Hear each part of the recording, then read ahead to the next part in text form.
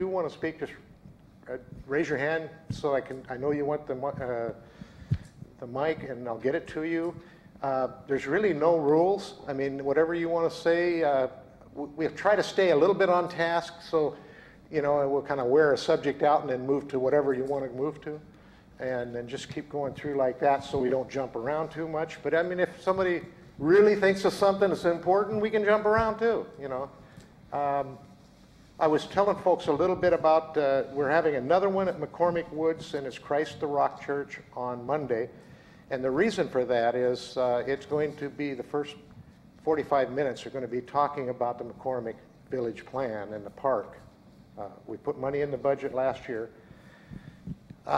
Money was in the budget. I don't mean to tell you that we found money or we did some kind of miraculous thing. It's been paid and put into an account to do that park for the last 6-7 years.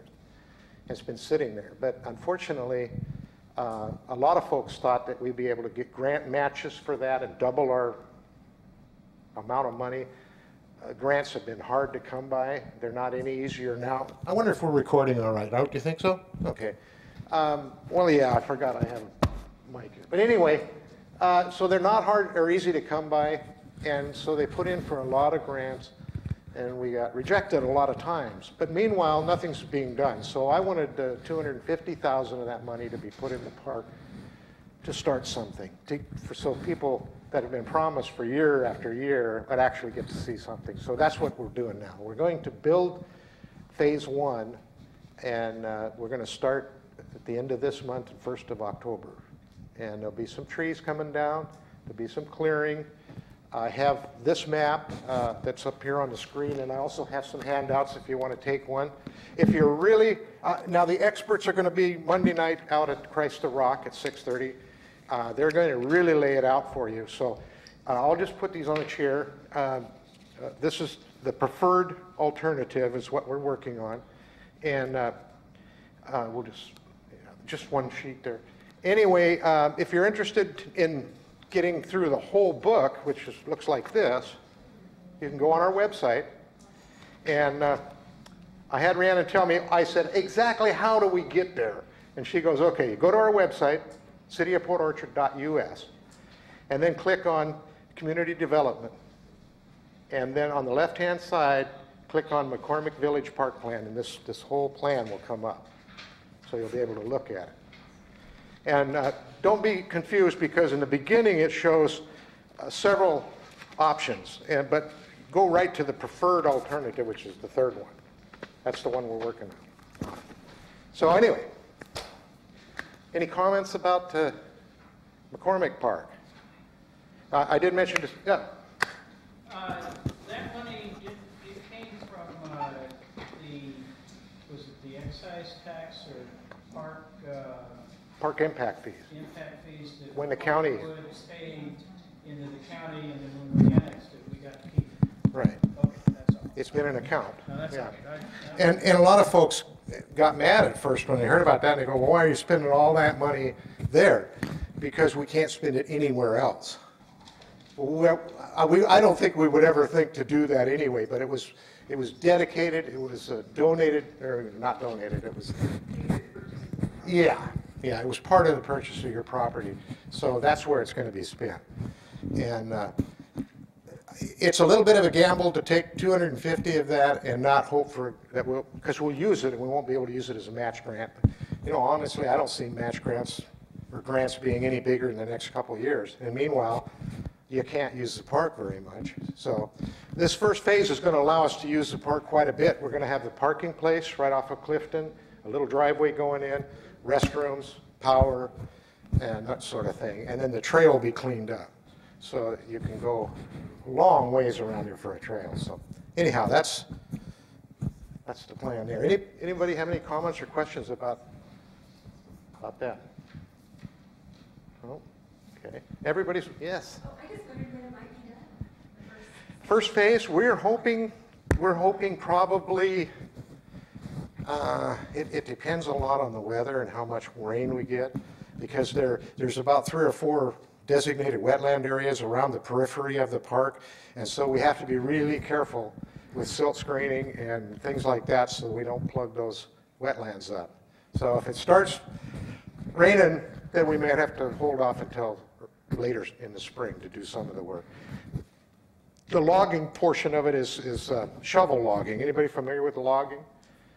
That's kind of, the next step is low pressure and no damage type logging. So we have to be very careful taking those trees that we don't do a lot of damage, you know, and upset a lot of earth around there. So, any other questions about the McCormick? Like I said, the experts will be at McCormick at 6:30, and they'll have bigger maps and they'll have a bigger display and they'll be able to answer all your questions. I hope. Mark Dorsey will be there too, the engineer, and he's pored over these plans for years. So, but anyway, it's going to be a neat project, I think. Okay. Well, let me ask if anybody has seen or had any questions ever about Bethel Corridor. Okay.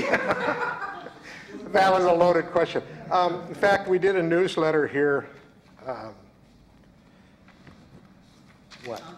Yeah, yeah, we just finished it actually. So it's a newsletter about, the only trouble with it is my copy's only printed on one side and I think it was printed on two sides. So, but anyway, I tried to do a Bethel Corridor update because of the last town hall meeting, because I had about 10 questions about it. And so I tried to, there's I think enough copies here. If you're interested in, just take a copy and, or just, you've already got one, okay? I can run downstairs and grab it. Yeah, you could just take one and move it, you know, move it along.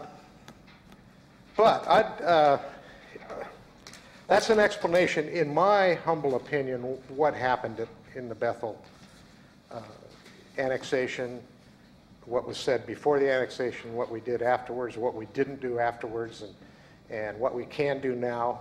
And so it's a place to discuss things. You know, I mean, I've already had several people say they didn't like what I said, they didn't agree with what I said, and that's one of the reasons to have a town hall meeting. Because I'd like to hear what you have to say about it, you know. So we have several town halls slated, like I said, next Monday. That subject can be brought up out there at any time. I also have one in December, so we can talk about anything you want in December too. So the one in December will probably be here, and most likely most of them will end up being right here at City Hall. That's a special one because we're talking about the park, and so we wanted to have it out there. So, is anybody having specific questions about the Bethel Corridor or about that process? Yep. Do we have to adhere to this plan of the double lanes? No, I don't think so. In my my little report there, I said it's too grand, it's too expensive, and I think it doesn't even fit in the surrounding, you know, type of area. You know, it's a beautiful plan, it really is, but the county couldn't fund it with 250 people in the county, and they never found a way to fully fund it or even partially fund it. In fact, when we got it, we haven't gotten 1 square foot of easement for that. And the plan the one she's talking about is 100-foot wide easement road. And the problem with that is we have a lot of times a tough time to get 60-foot easements, cost-wise. So when you're going out and you're buying a 100-foot easement, you already start kind of behind the curve on money. And the cost of paving. I mean, and the paving and maintenance and upkeep, it'd be just a night. It's a beautiful plan, it is. But when the county did this, did you get a chance to go to any of these? No. I went to a few, and the problem that I saw with it was that there wasn't any road builders in the audience, and there wasn't any bean counters, and there wasn't any people taxing people. There were just people with wonderful ideas that wanted to see all of this. And it just grew to this beautiful project, but it doesn't pencil. I was looking at the median, and as lovely as that is, I thought, gee, Bremerton's got that and it looks terrible. And then there's the maintenance involved, and I thought, if we had anything in the middle, if it was hardscape, you know, it could still look nice, but but not require maintenance. And then also the double lanes, personally, I could see my husband's idea, a lane going each way and a turn lane in the middle, but still some kind of accommodation for bicycles, whether it's just on one side or both. I would think that, pavement-wise and all of that, that it would cut down on expenses, in order to still provide access. So that was my thought. A lot of roads are designed like that now because we can't afford the Cadillac or the really expensive one. They'll put a bike lane on one side and a sidewalk on the other, some kind of combination like that. Sometimes they put both on one side and then actually try to get people to use that one corridor side, Right. So, yeah, we're going to have to do that, I think. In Well, there- 2014, we're going to need to do that, to redesign the plan to scale. Kind of scale it down. There's a part of Bay Street that is like that right now. I think it's in the vicinity of the Ford dealer and on into town where there's a bike area and it looks like plenty of room for traffic, just on my layman's opinion. Okay. Well, I agree with you, and I hope that we have, a lot of citizens' involvement, but I hope that we also have engineering involvement that says, well, wait a minute, this is going to be pretty expensive, and explain why something may not work as well. And I hope to do that in 2014 for a plan that will roll out in 2015. So, or thereabouts, but government time is different than all the rest of the world time. It seems like it takes twice as long to actually get stuff out the door. So. Any other questions about the Bethel corridor? Or any other comments about the Bethel I just corridor? wondered how far, did it go all the way down Bethel to where it turns into Bay? Yeah. Okay, It starts there. It starts at the roundabout. okay. Anybody else? Any comments about it? Any suggestions? Because, hi. Here, I'll let you. It's recorded, and that way people at home can hear you. Is the end result, is this the end result that the council or the planning commission or the citizens would like to see, though, is my question? Is that really, truly, down the line, the plan that people would like to see up there? And the reason I say that is, you can scale it back, but I'm in construction. You can also design constructions to where you phase the vision, so to speak. So you can downplay the design of what's going on now with the caveat in the design that we can expand to this later on. So don't shortchange it if that's truly what people want, but engineer it in such a way that we can't afford it now. It doesn't pencil out. Everybody gets that. But design it in such a way that it can be expanded with some ease down the road to accommodate that vision, if that's truly the vision that is wanted. That on the front page of that is the vision that was the county gave us in 2004. The county's vision. What's the city's vision? I'm not sure. We're building it right now. We're starting to. So, and that's my point. With those annexations, it's not the county's vision anymore. That disappeared as soon as it was annexed. That's right. Even if it is, it's our problem. Their vision's our problem. And I agree. It is beautiful, but she makes a valid point. Those medians, they are a maintenance challenge for sure, and you have to make sure that's in the budget for the future vision. Maybe that maintenance isn't in the future vision, even if you want to get to the 4-lane situation. The goal is to grow. Eventually, roads have to get bigger, unfortunately. So 2-lane roads, I mean, that's been a challenge even with the highway departments for years. They'll build out these highways in 2 lanes. 10 years down the road, they're already having to go to 4 lanes. So, in that vision, I think you still have to have a look beyond. You got to look 10 years down the road. You can't look just 2-3 years down the road and say we need roads now. That's true, but you got to have the vision to be able to expand it if you need to later. And that can be a challenge. It can be challenging just to engineer that, but It's a good point, and it's also very good to have that in your overall plan so that everybody down line knows that you don't want to permit something that I could think of a couple of businesses that were permitted in the olden days, and now what we want to do, it's going to cost a lot of money because it's totally going to tear up good, sound, fairly new business buildings. what was the biggest hurdle with the county and now with the city with the easements? I'm a little uneducated with how the easements have to be obtained and what is it mostly an expense? Well, yes, it's like engineering. Engineering and easements are something you don't really get to see. and people, and take a lot of time and a lot of negotiation and a lot of money. And meanwhile, everybody that's the taxpayers going, I'm being you know, you're spending money, but I'm not seeing it. I'm not seeing any result from it. And That is it's hard to inherent keep with engineering. explaining over and over, well, I'm still negotiating for these easements, and That happens a lot. yeah. Yes, hang on, we'll get there. How much did the city pay for the easements on Tremont? About, the amount of money that's been spent is about $3.5 million. And that was federalized early in the project. And when I say federalized, you don't have to have all that money given to you by the federal government. If you get any money given to you by the federal government, it's called federalized project.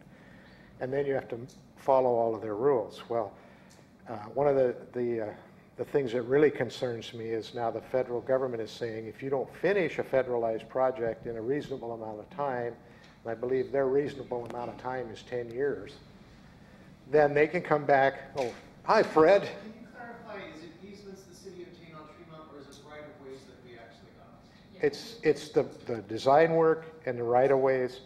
It's, There's a difference between right-of-way and easement.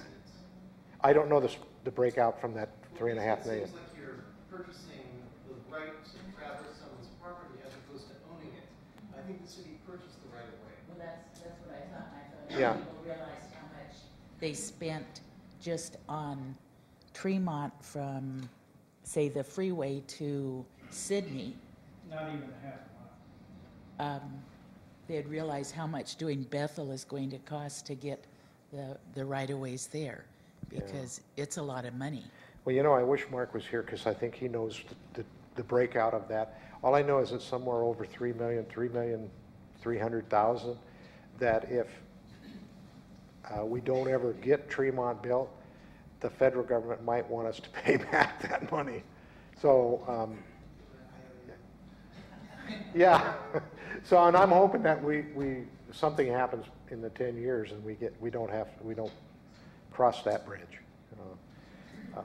Yes. I think one of the things that we saw when this was all being talked about was we heard a lot about the revenue that was going to come in through the sales tax revenue, and it was projected, if I remember correctly, at about 1.2 million a year, but in the reality it was really closer to 800,000 or less, yeah. But what happened after it had already, the decision had been made and had already been annexed, it wasn't until months after that that the county came and did a presentation that we saw that really showed the true cost that wasn't really discussed very much, certainly not publicly. But even greater than that is the realization that in this annexation, the county held back, if I'm correct, a lot of right-of-ways and properties and streets and state that ultimately need to be there in order to complete it. So what I'm hearing now is they're having to change almost redraw the plans, so to speak, or whatever, and figure out how you can do it in segments to make it, begin to happen. But I think the critical thing I heard you say was we've now taken the tax burden off of the shoulders of 250,000 households in the county and put them on the shoulders of 12,000. So that's kind of a huge problem to have to try to figure out to solve after the fact. Yeah, our problem is that it would have been easier to fund that project with a larger tax base, plain and simple. All of the county could, there was one time when I was paying more attention to the county, they had between 16 and $19 million in the road fund. That's a lot of money when our whole general fund, everything in the general fund isn't even 10 million. So they almost doubled, in their road fund what we had in the whole general fund. So let me get you the mics. That way people can hear. Otherwise, it's just, it's right. I guess one of my questions is, as far as the funding, isn't that a highway that's part of the Washington State Highway System? That one isn't.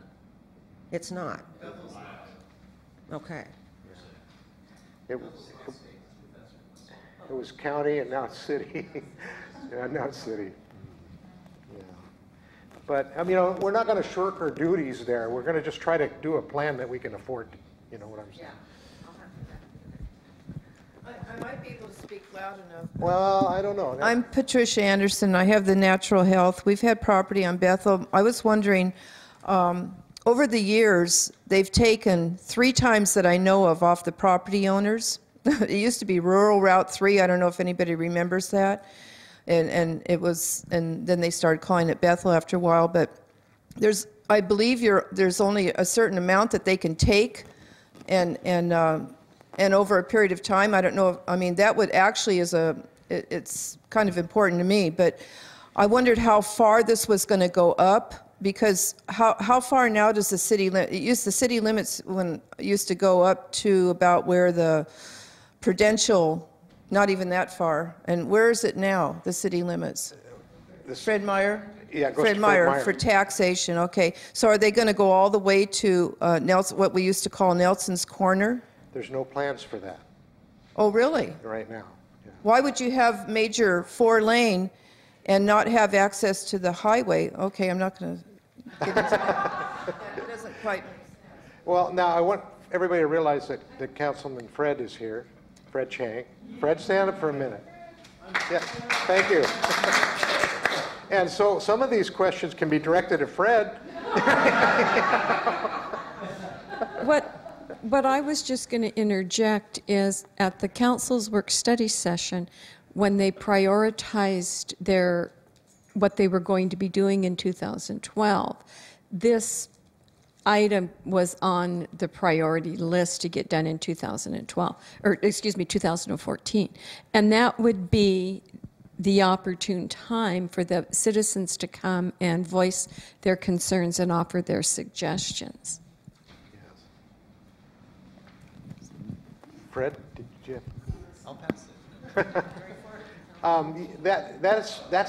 That's the overall tentative plan, and that's what we're trying to do. Staff and the mayor is trying to do, based on the amount of, the priorities the council set, and they want to do as much as they can for that corridor, for whatever reason, be it the promises that were made or whatever. But that's the high priority thing for them. And what staff and I have done is tried to come up with things we can do immediately, which is on that paper, and that's fix the shoulder so you don't tear the axle off your car if you accidentally get off the blacktop, clean the ditches so that the water's running off the roads and getting away from the road, refresh all the lines so you know where you're at. We're going to put more lights in down there because it's so dark along that corridor. And then next year, we're going to do a lot of repair to the road. Still, we haven't addressed the big problem, the 800-pound gorilla in the room, and that's, are we going to put a turn lane or widen it or what, So that's the 2014, yeah. Correct, and I just assumed that the council would ask for public comment during that. I'm hoping it's a very robust public process, yeah. Because if we don't have buy-in from it, and that includes your comments, are you thinking about it for the long, long term? Not my long term, but your long term, for your children's children, Right, yeah, yeah. We have to look at it like that.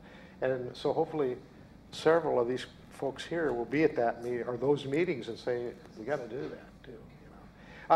In that, whoever's comment was about easements and things, the county, it's my understanding the county does have 2 storm pond properties that were included in this overall bigger project, when this $40 million project, that didn't come to the city when it was annexed. Now, there may be others, but I don't know specifically, but I do know there's 2 ponds. But if we do a redesign, and then of course, as technology moves rapidly, we may not need those ponds for our design, or for the design we can finally fund, or we might need them still. So answer to your question, I need to do some more research on that so I know what to ask the county, So, yeah. Let's see, who's got the mic? I do. Oh. That's Jerry. Well, somebody You guys, there's a lot of cookies there, and we can, all adults, all adults can eat cookies in here because I'm going to vacuum later, honestly. Okay, All right. from what you were saying, this improvement's going to be from the roundabout down to Bay Street. Oh, I'm sorry. For No, Bethel. no, the roundabout going out Bethel. Going up Bethel. Yeah, going Okay. out towards Walmart and out through there is our high concentration. I'm sorry, I wasn't going to say anything, but I will share what I think we could do about Bethel. As you drive uphill or south along Bethel, the parts that are in the city are actually pretty good because I would say there's 3 lanes. You have your left turn lane, and it's after you pass Tremont that you could get into problems because it's just 2 lanes, especially around Salmonberry. So to me, a first phase would be making what I call it 3 lanes from Tremont to Sedgwick. And then I think the enhancements would be the bike lanes that Ellis has mentioned, and as Robert's talking about, eventually the 3 lanes could become 5 lanes, 2 lanes each way with that turn lane. To me, the turn lane is the most important thing because that causes a lot of the bottlenecks on Bethel. So. My concern is the water runoff down along Bethel. I own Body Works Day Spa and Massage, and I've done over $10,000 worth of dirt work around that building, and it's pouring over my aesthetic wall onto my property, which I'd like to show you pictures of after this meeting. And I've talked to Jay Cookson, I've talked to Mark Dorsey for 4 years and not gotten a response. So The I hillside behind want your building is a response. sponge, isn't it? When it's really raining, it's a sponge behind This your, has nothing to do with rain. These are underground doesn't? springs that used to be in culverts. Oh. They're no longer in culverts because the slides have ripped off my water line. I took pictures this afternoon of everything, of the cliff up a so it's, you've got water problems now even as we speak. well, yeah, I've never had water problems like this until recently. Okay. Because it's just pouring down How the hill. long ago did you talk to the folks I've Public talked to Works? Jay multiple times, and the last time was in June. And, Okay, well, and nothing. we need another And meeting. But since December of 2009, this has been a, I'll come by and, well, you know, we just need another meeting. We need to, yeah, I would like to show you pictures if you have the time afterwards, just so I can show you, because no one else is listening. okay. So, Okay. seriously, I mean, that hill is going to come down again if it's not addressed. Well, just a general comment I wanted to say too. Stormwater is the 800-pound gorilla in the room. It truly is. Well, I'm just saying water and stormwater and our ditches and the way we handle it and pollution is eventually. This is a safety hazard. This is an environmental safety hazard. Right, right. It's, All of those you know, things. the slide. And there are big-time environmental problems too that come along with slides and things. And I've So- spent thousands of my own money to clean these ditches. I took pictures of the catch basins that have been overgrown for the last 6 months since the last time I cleaned them, which I was assured that those were going to be cleaned out every 3 months. Once in 3 years, they've been cleaned out. So All right. I'm just going to start sending you guys. Okay, one of the things I need to do is come down from the roundabout to clean ditches, because we've just let a contract out to clean all the ditches up going, you know, up the road away from you. But if that's, you know, a problem, and it sounds like it definitely is part of it, and culverts are another problem, caved-in culverts, we need to look into That's what those. they did last time when they created a ditch all the way down Bethel and dumped it into the catch basin. And me and 2 of the gals that work with me had to dig it out because they dug Into all your the- catch basin in your driveway or the parking lot? It's the city's catch basin before my building. So, it's not mine. I mean, Or, okay, city.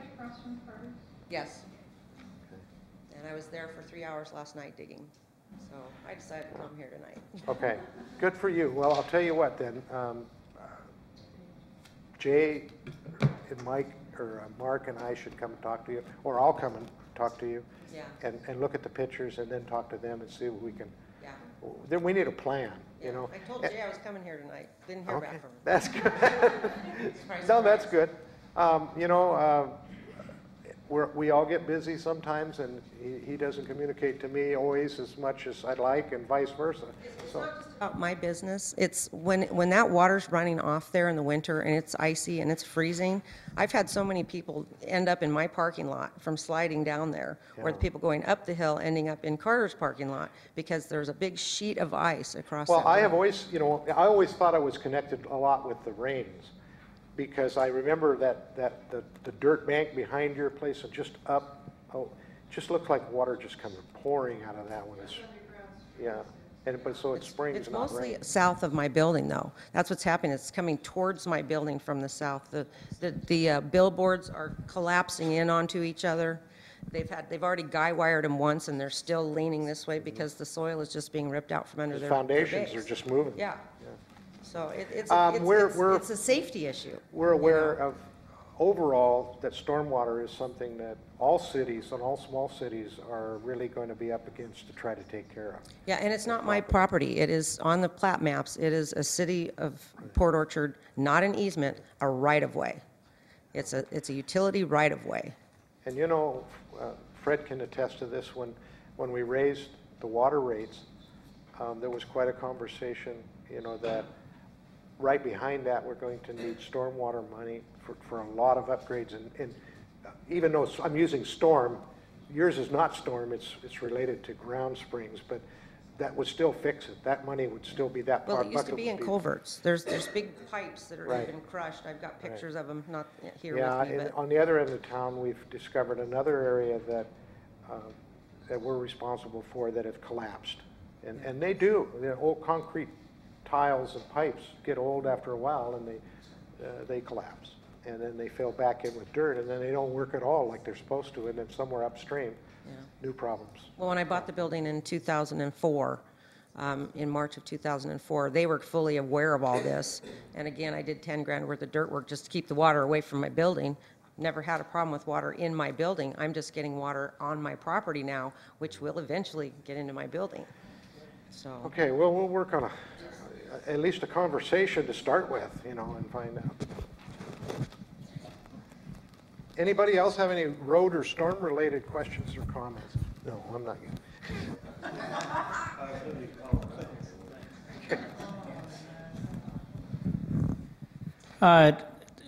I was in the meeting when the city set their 2014 priority list, and I would ask both the mayor and Councilmember Chang if when the city starts working on the 2014 goals and policies, that this particular item would not wait until sometime into the year, significantly into the year, that it actually, I believe it says, establish the Bethel Corridor redesign criteria, and that the citizens would be involved, if it's a 2014 project, then from January 2nd.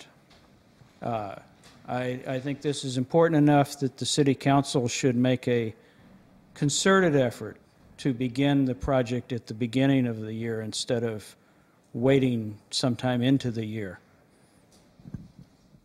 So Prioritize it, you're saying. well, it is the #1 priority that the city should have, so I would expect them to start at the beginning of the year instead of sometime later.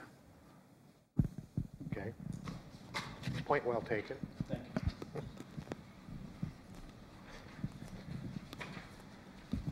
This goes a little beyond this a little bit, but to, one of the issues with Bethel Corridor isn't so much the road. Obviously, that needs to take place, bring the improvements. So those improvements are supposed to also entice businesses to want to come here. I'm curious what's in play to get that out there, that this is the city of Port Orchard. We have a vision for this area. How are you marketing that? And I'm not talking about big box stores necessarily. I don't know if that necessarily should be the vision of City of Port Orchard on Bethel, but there's a lot of professional, large companies that I see would be a better fit there. I don't think Port Orchard's a big box store fit. I think Port Orchard's above that. I think they can have the Microsoft type companies and these cutting edge companies that move here. We have some of those companies here now. You've got Safe Boat out of the port and things like that. We need to bring those types of businesses that are progressive and ahead of the game. You know, we've got enough Lowe's, we've got enough Home Depots. We don't need any more of those here. We can go 15 minutes down the road and get to it. I think there's got to be some sort of plan in place to market your vision of the Bethel Corridor to those types of companies. If they see that you're doing something, they'll want to be a part of it. But I don't feel, and I don't know this for a fact, but I don't feel that that's getting out there, that the city of Port Orchard is moving forward and trying to grab these companies to come in and want to be here. And I think you need them. You need them bad. That tax base, which you brought up earlier, that's the biggest challenge to coming up with these funds is the tax base. So how are you going to get that tax base there? And I think that goes hand in hand with developing Bethel Corridor. You can't have one without the other. A good development plan or a good development, we have a new development director, and have you met him, Mr. Bond? No. You haven't, okay. Hopefully, I'll get the two of you together to sit down and talk a little bit. Okay, all right. Well, the reason I say that is he's a really knowledgeable young man, and he's old for his age. You know, in his experiences, he's got a lot of experience. He's stepped up to every challenge that we've thrown at him. He's in training right now for the next 3 days, or tomorrow, Wednesday, Thursday, Friday, and Monday, I believe. But the point I'm getting at is I thought, wow, it's going to take him at least 6 months to drink from the fire hose, the volume of information. He's way ahead of the curve on that. And so I'm hoping that he'll be our bright star for carrying the vision of, business-friendly development up that corridor. I hope that he'll be our champion. I believe he will be, and we just haven't, we don't have the priority plan that we need. Once we have the community vision, he'll be a big player in that. That's why I would like you to meet him. I'd like, lots of you to meet Nick. Yeah, because he works for me, and I'll ask him to look into those things. But right now, it wouldn't be a fair thing for him to go out doing when I think it would be the cart before the horse, because right now we need to have the vision needs to be turned into what we're planning to do, and then start doing some of that stuff. So. No, I want to relate to what this gentleman just said. My name is Bob White. My wife and I just recently moved here in fact, this month, a year ago. And so we're really kind of outsiders looking into your city. And we love this city. But I noticed that there's no pride in this city, even in your county workers, your city workers. I'm honest, this is not to offend anybody. I call this patch orchard. You look at your roads and your streets, and you look at the way the maintenance, there's weeds growing. Does the city go out and tell people to clean up their backyards or their houses? I don't see that. And if I do get people from out of state come and visit here, I'll take them to Seattle. Well, in answer to one question of yours, we do tell people or instruct them to take care of their yards and everything. Telling them and having them do it are two separate things. And you talk about Bethel. Were any of those shopping centers told that they have to share in the cost of development of any of the roads that were built? Yes. Or that you want to build? Yeah, that's part of the finance plan that we're looking at. But there will be contributions to the developers to help improve it. They can't carry all of it, of course. There'll be, about 4 different financial. In fact, I'll show you. If you go online, I'll let you take a look at it real quick here. It's the only copy I have, but there's one online, and in the very back it tells the different various financial funding scenarios right here. Let you take a look. There's about 5 of them, and I think it'll take all 5 in combination with each other to be able to fund something there. The wide road, the 100-foot wide, in 2004 money was about 40 million.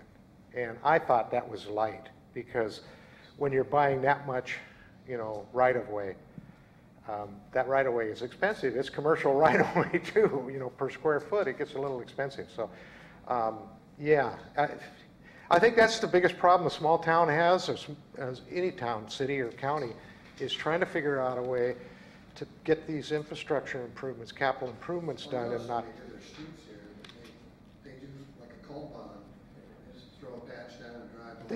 We do a lot of that, and that's simply because actually we've resurfaced several roads, but we didn't have that amount of money in the budget this year. So we've done a lot of patchwork. You're right. And next year, in 2014, we're actually doing a survey of Bethel, and we're, you know, where it's really badly alligated or it's settled. We're going to grind that all out and put patches in that. So we're going to be adding some more patches, but in lean times, patches are sometimes all we can afford, you know, so. Well, you want to attract people or companies to your area. Yeah. You have to do something. Yeah. Bonds. I know it, I know it. Get those 5% It's, bonds. yeah, it's, like I say, it's a major headache for all of us to come up with a plan, a finance plan. Yeah. Yeah. Oh, I'm sorry, Jerry had, let Jerry and then you. Jerry I had was some- going to say, you have a man that comes and makes presentations quarterly, and he's talking about the aerospace industry. I've forgotten his name. It's Powers or John Powers. John Powers. And doesn't he also kind of work for the city as far as trying to explain the benefits of locating, not just here, but throughout the whole county? So that he's out there trying to sell the county. He just went to Paris and all of they had some big That was the air show, the Paris right, Air that Show. he went yeah. to for, you know, bringing people to our area that have, and this new business that was just in the paper that's moving from Southern California. Alhambra, or, yeah. Somebody negotiated with them and explained the benefits of being here.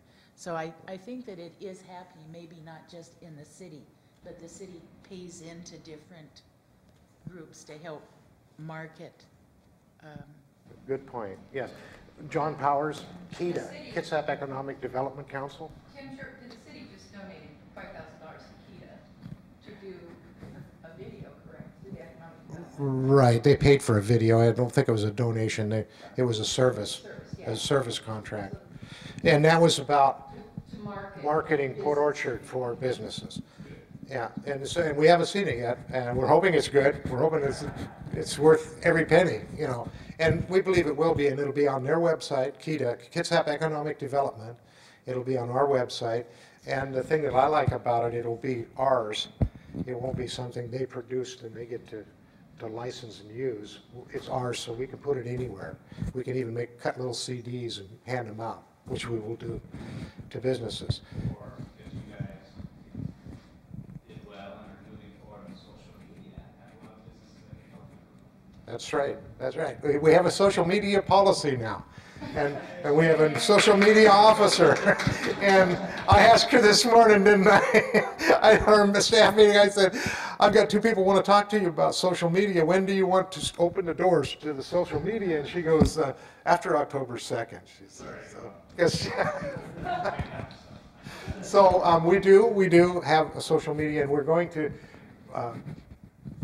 move into that Trepid water, a little bit slowly, but not too slowly, because there's a lot of good ideas out there, you know, and they're not my ideas, and it's not my media, but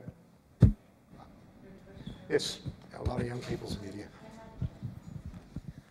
So the corridor is all about accommodating more vehicles and more traffic and inviting that in turn will perpetuate and invite more traffic.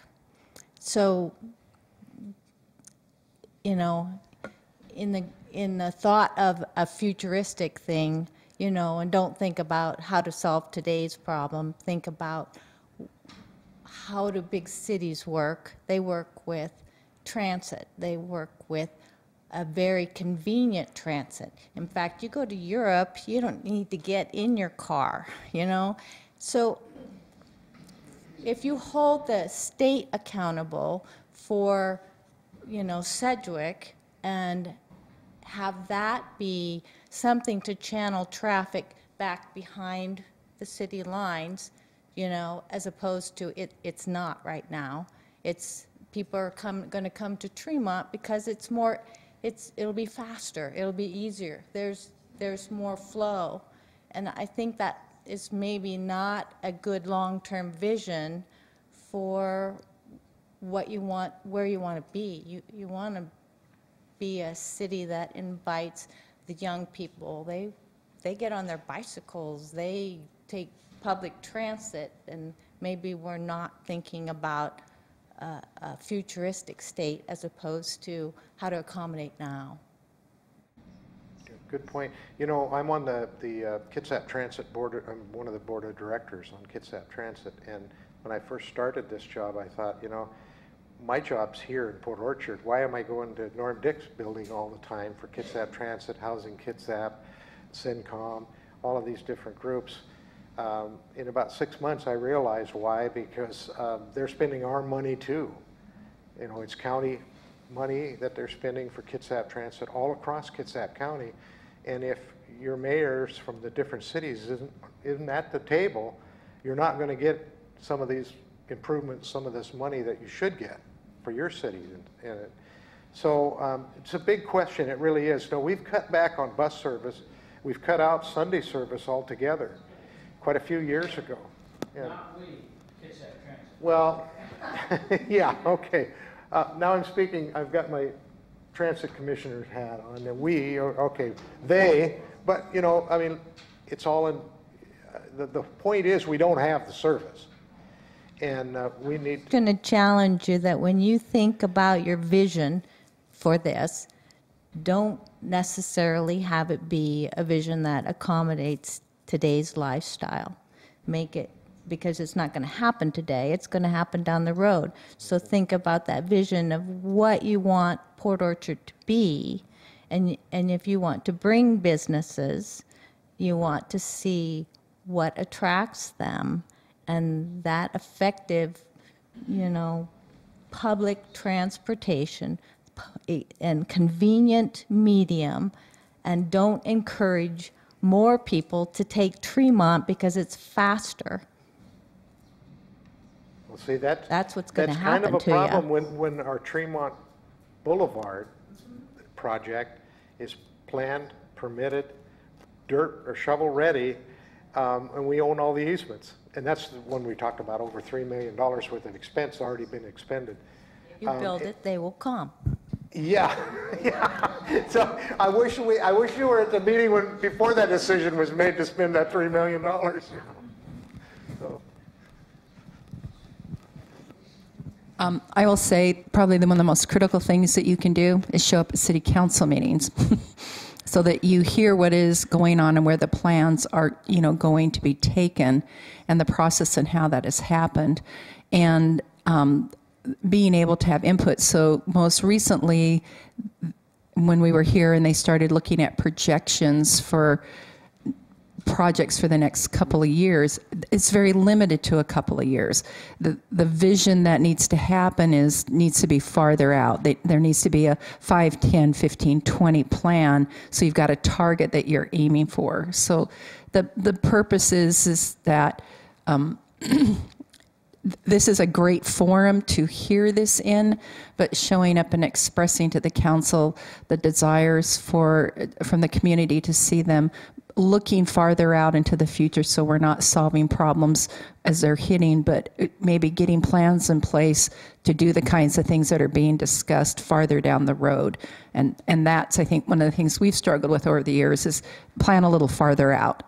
Maybe it'll change, but at least you've got a plan, and if you have a plan, you can change it, but if you don't have a plan, you can't accomplish anything. So just push that button a little bit. Thank you. I think sometimes when we talk about the big issues, we forget the small ones. And one of the things that bothers me is how awful our city looks when people come in here. The DeKalb rebuilding of that garden area is wonderful. But if you go down where Kentucky Fried Chicken is and you start to go up the hill, all you see is weeds that are covering what sidewalk area there is. People can only go single file up there. That's never addressed. We put in new sidewalks up by Cedar Heights, and already weeds have grown into those sidewalk areas, and it's owned by private property, but we're ignoring those kinds of issues. And I think we need to address that. And one way to address it in my mind is that we have work crews who come from people who've been to our courts. We supervise them. I don't want to see them down here picking up cigarette butts when they could be cleaning out those sidewalks. So I don't know who's in charge of those people, but I wish we'd address those kinds of issues, because sometimes the smaller issues fit into the bigger picture. And I don't want people coming here and saying they don't even want to bring their company into our town because we look so badly taken care of.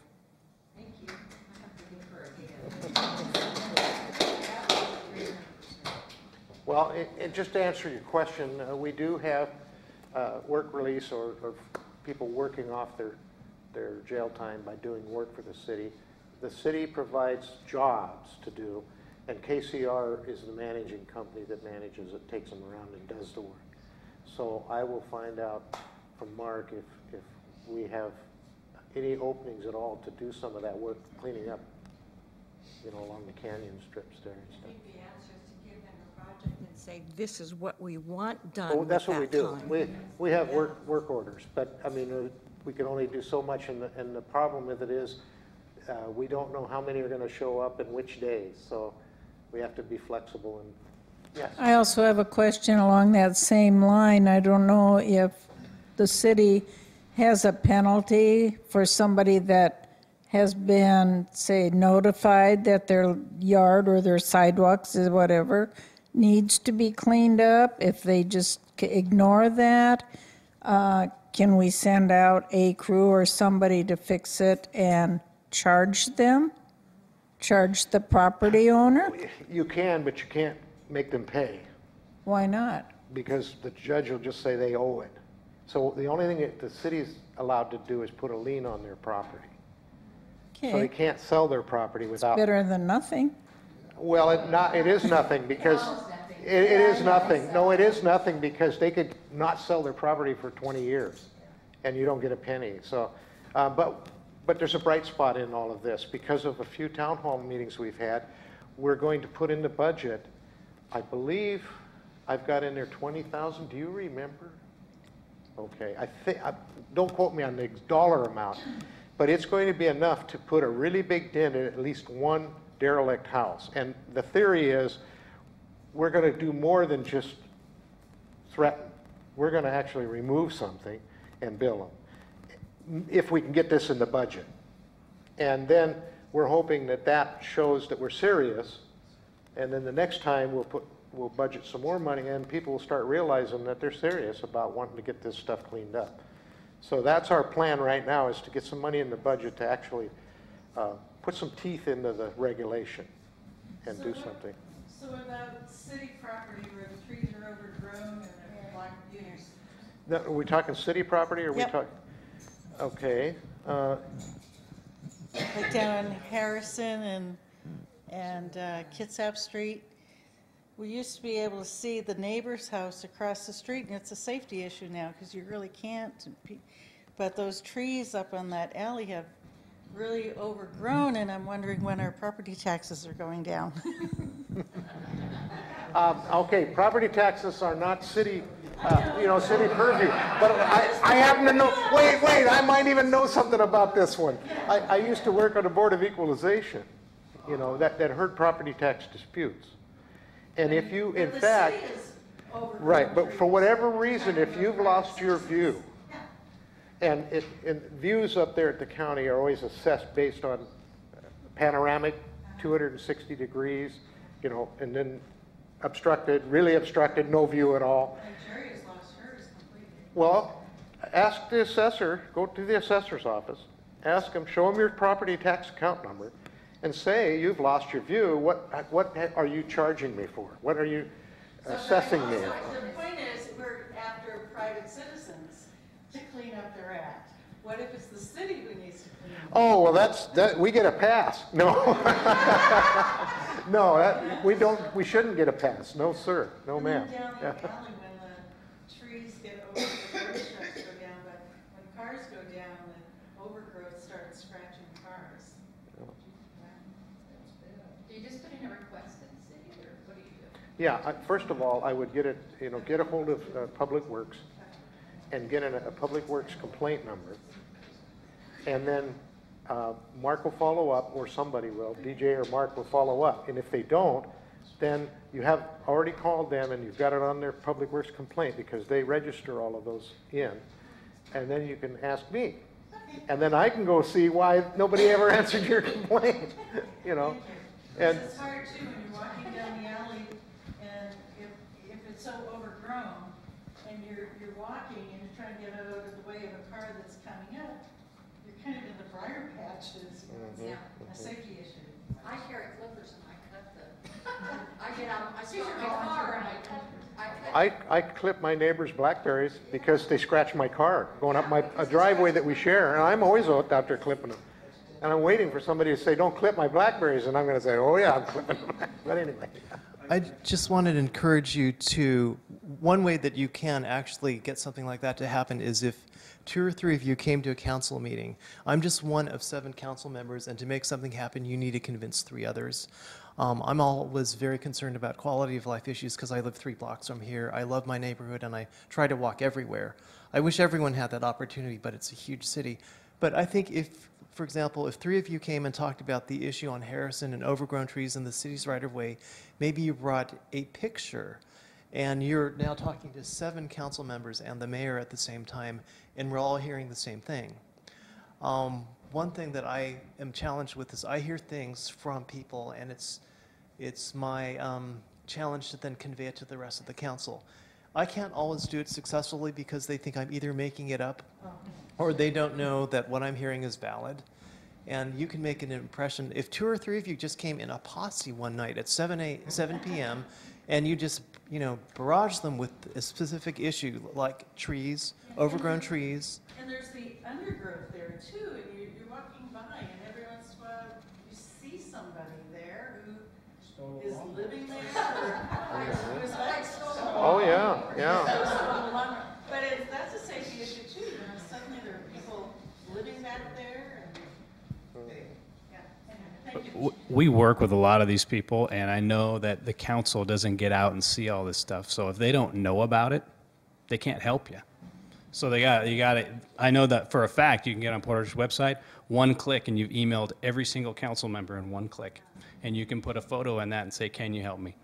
You don't think that talking to public works workers and their supervisors shouldn't get involved in a little bit though? If it's not, then you have to go to the council because they're the boss. The council works for It the should. citizens, I and the agree with council you. works for We the city. shouldn't- They're the boss. You shouldn't have to go to the next step and the next step in a perfect world. This We is want it to be kind of as back to perfect as we Bethel, can. and you might be able to help with this because I know your background. There is an effective means to repair asphalt, and I have never seen it used in this city, and it's called infrared. And it may be a good economic option for repairing the asphalt. You don't need to bring in tons of asphalt. It in a sense, reheats the asphalt. They spray a chemical additive on there, which gives the asphalt its qualities back again, and they can actually smooth it back out. It back out. And it's better than a patch. In fact, they take and use it on patches, and it makes the road. It's just like an overlay. It's almost exactly like an overlay, and I've never seen it used here. And it's a big money saver. Yeah. The reason I'm not marking it down is she's doing it for me. Well, We'll check into it's that. something We'll I find think out the about city that should look process. into because I think, especially on Bethel where people are complaining about potholes and things, that might be the fix. So instead of bringing in 50 tons of asphalt, which is extremely expensive, Maybe I know the 5 cost. tons to mix with. They say 1 to do the 2 on a ultraviolet. typical average repair on a good-sized parking lot. So you can really save on the asphalt if you use these newer technologies and take advantage of that. And I know there's an outfit in Kent that does it. So they may be worthwhile to contact and say, hey, we need some help. What's it going to cost?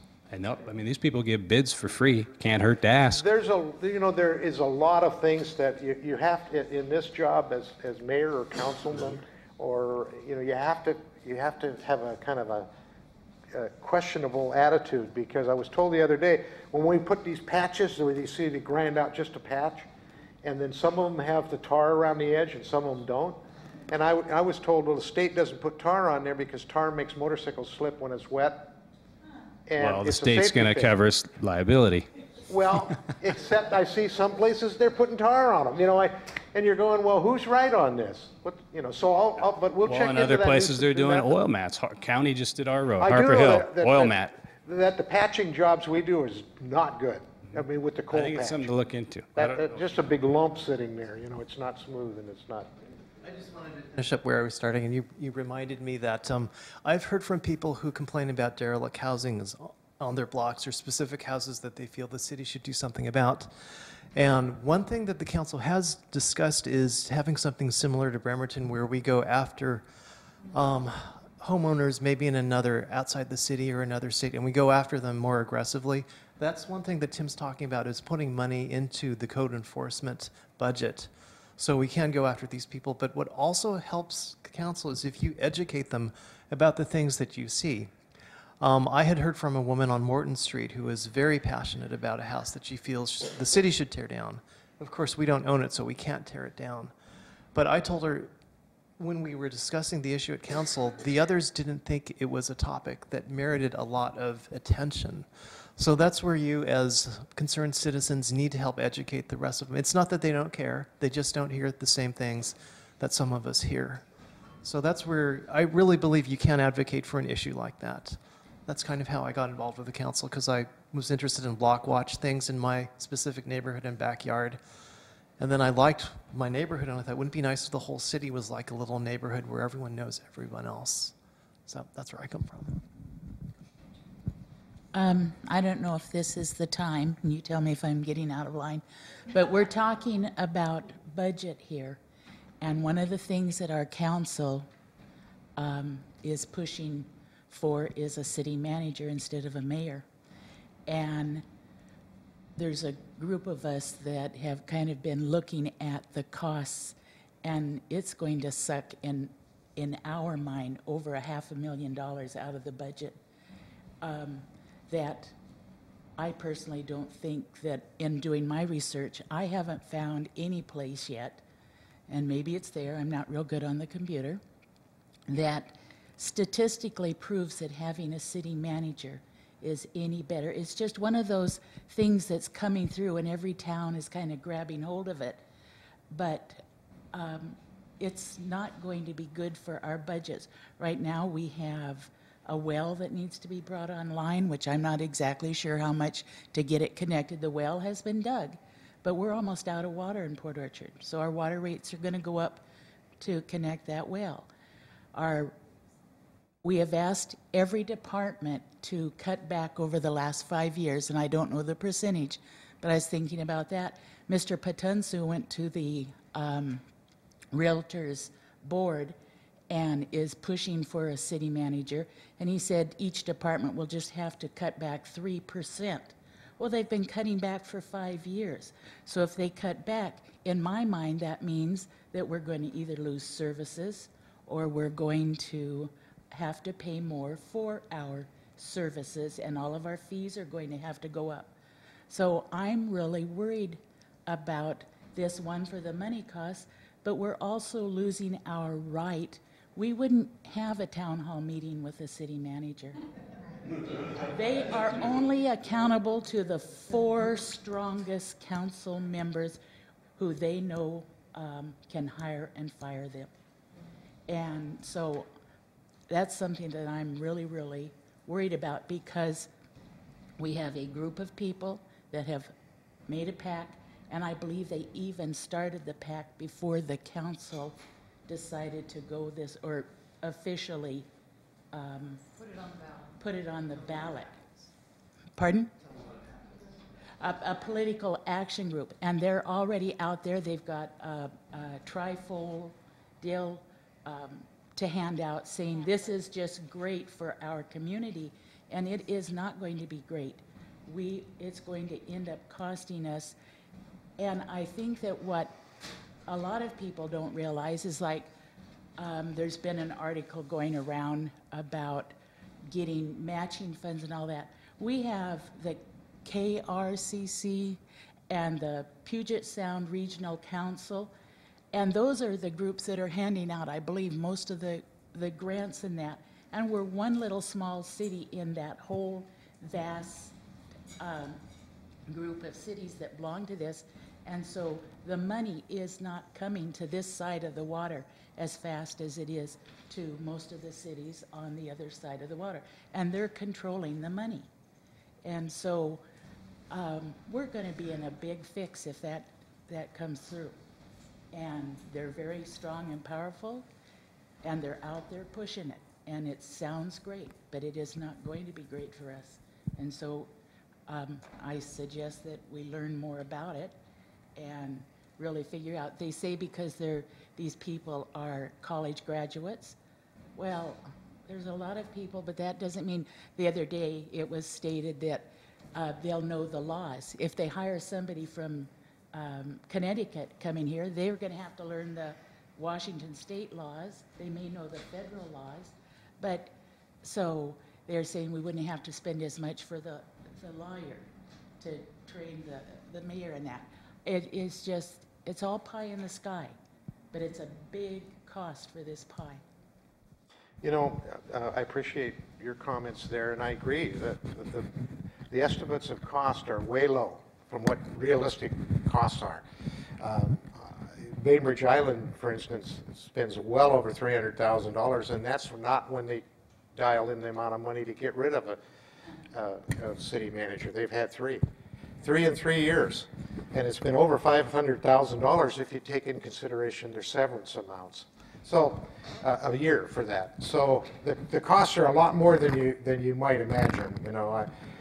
But what really worries me more than anything, cost is important. I'm a cheap date. I like to save money if I can and get the most out of it. But what really bothers me is my vote. You know, have you seen all the Iraqi people with the blue fingers and the people in France, blue fingers? They're actually being threatened that if you get a blue finger, which means you voted, we're going to cut your finger off, and they vote anyway.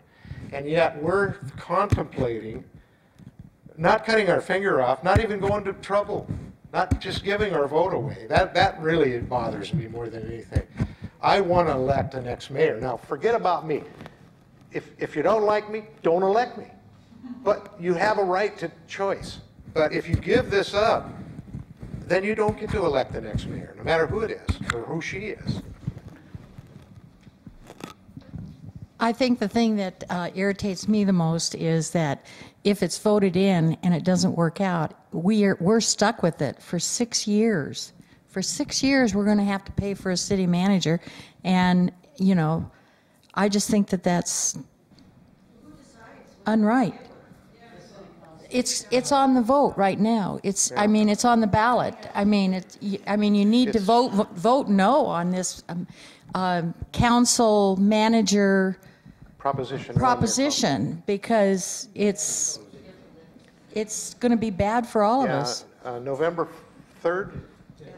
Yeah, it'll be on the ballot. So.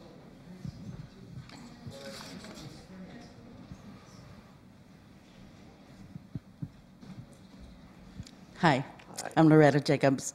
I own Jacobs Treasures down at the mall. Bringing up the city council manager, project, Proposition 1. What they've done is they've put two propositions on one thing, and if you like one thing but not the other, you don't have a choice to vote for one or vote for the other. You're either going to have to vote for one because you like it and forget the other, or just vote against both of them, or whatever. And the media is not giving you a whole lot of attention on this. There's nothing in the paper about it really telling you about the advantage or disadvantage. And the disadvantages of having, like the lady brought up over here, city manager, is that, you know, we as a voting constituents cannot vote him out, you know, and it's only going to take 4 people who like the person. The other 3 people really don't have a voice. You know, they're going to be outnumbered. And so it's going to be governed by just a few people. Yeah. Exactly. And instead of us having a choice. Even though we can vote them out of office, you know, but they usually are the ones that have all the financial backing. The good people don't have the financial backing. Yes? Okay.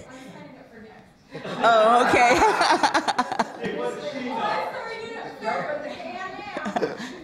So the thing of it is, for all of us here, is to, because it's not being published in the media, we have to, by word of mouth, let people know. Like, I've got a stack of flyers in my store. When people come in, I always ask them, are you a citizen, do you live within the city limits of Port Orchard? And if you do, I give them something. And then I explain to them what this is all about.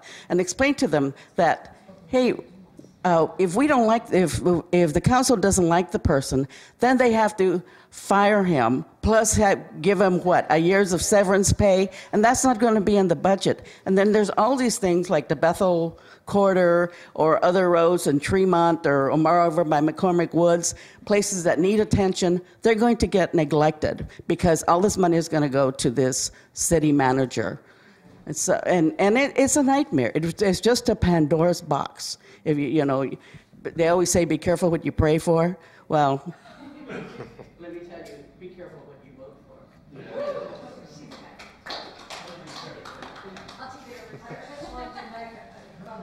We have experience of that.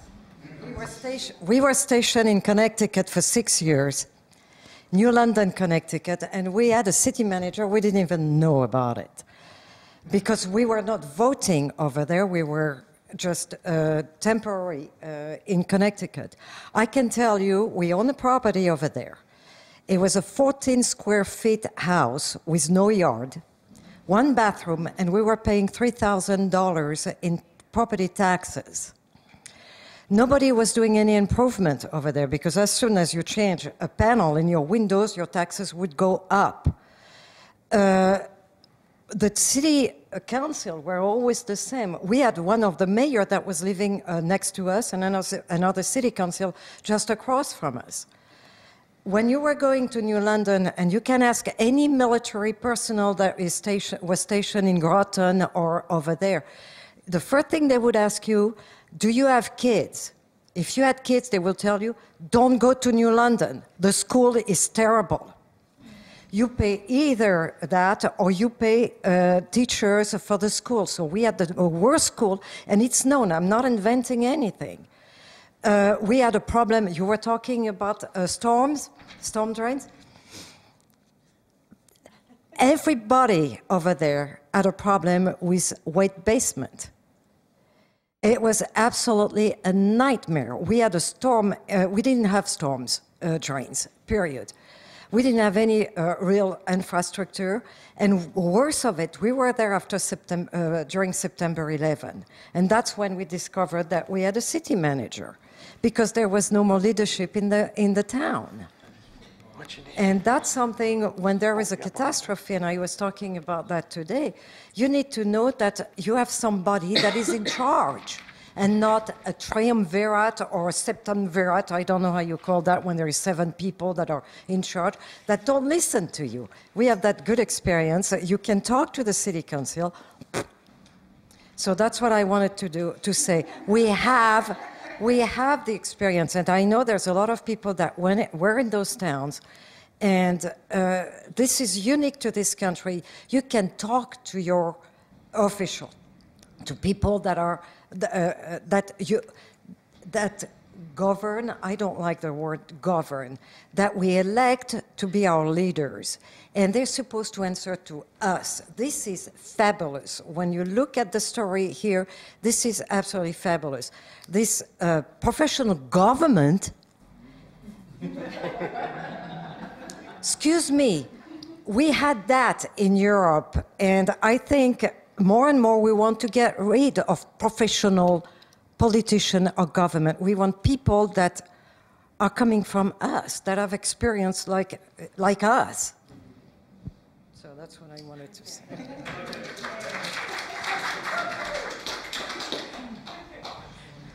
Thank you. Oh, that was so well said. I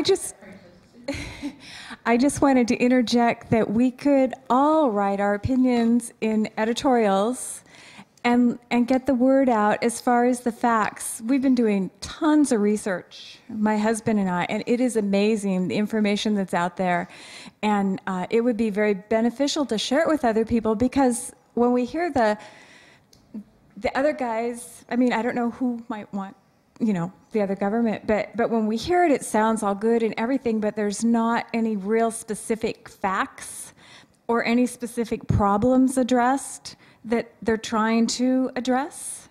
And I think if we pointed that out, that might be beneficial. And I also wanted to point out that the brochure that's being sent out is not accurate. Shelton does not have a city manager. No, it has 3 commissioners, and that is not correct. And also their brochure got distributed at the chamber today, which was really disappointing because that's not supposed to happen. So we're sort of, I don't know how sharp the whole program is, but I think if we did editorials, at least to get our word out. The other part was that I don't believe people participate that much. We don't get that many people that come to council meetings, that sort of thing. And we have a lot of power if we let our voices be heard. And so if there's something we don't really like, we need to really focus on our council and let them know. So thanks. When is the council up for election? It varies. It varies. No, the members now. When do the members now have for election? It rotates. So 4 of them are up this year, and then in 2 years, So the those are the 4 you need to contact. Well, there's one of them. He's here, isn't he?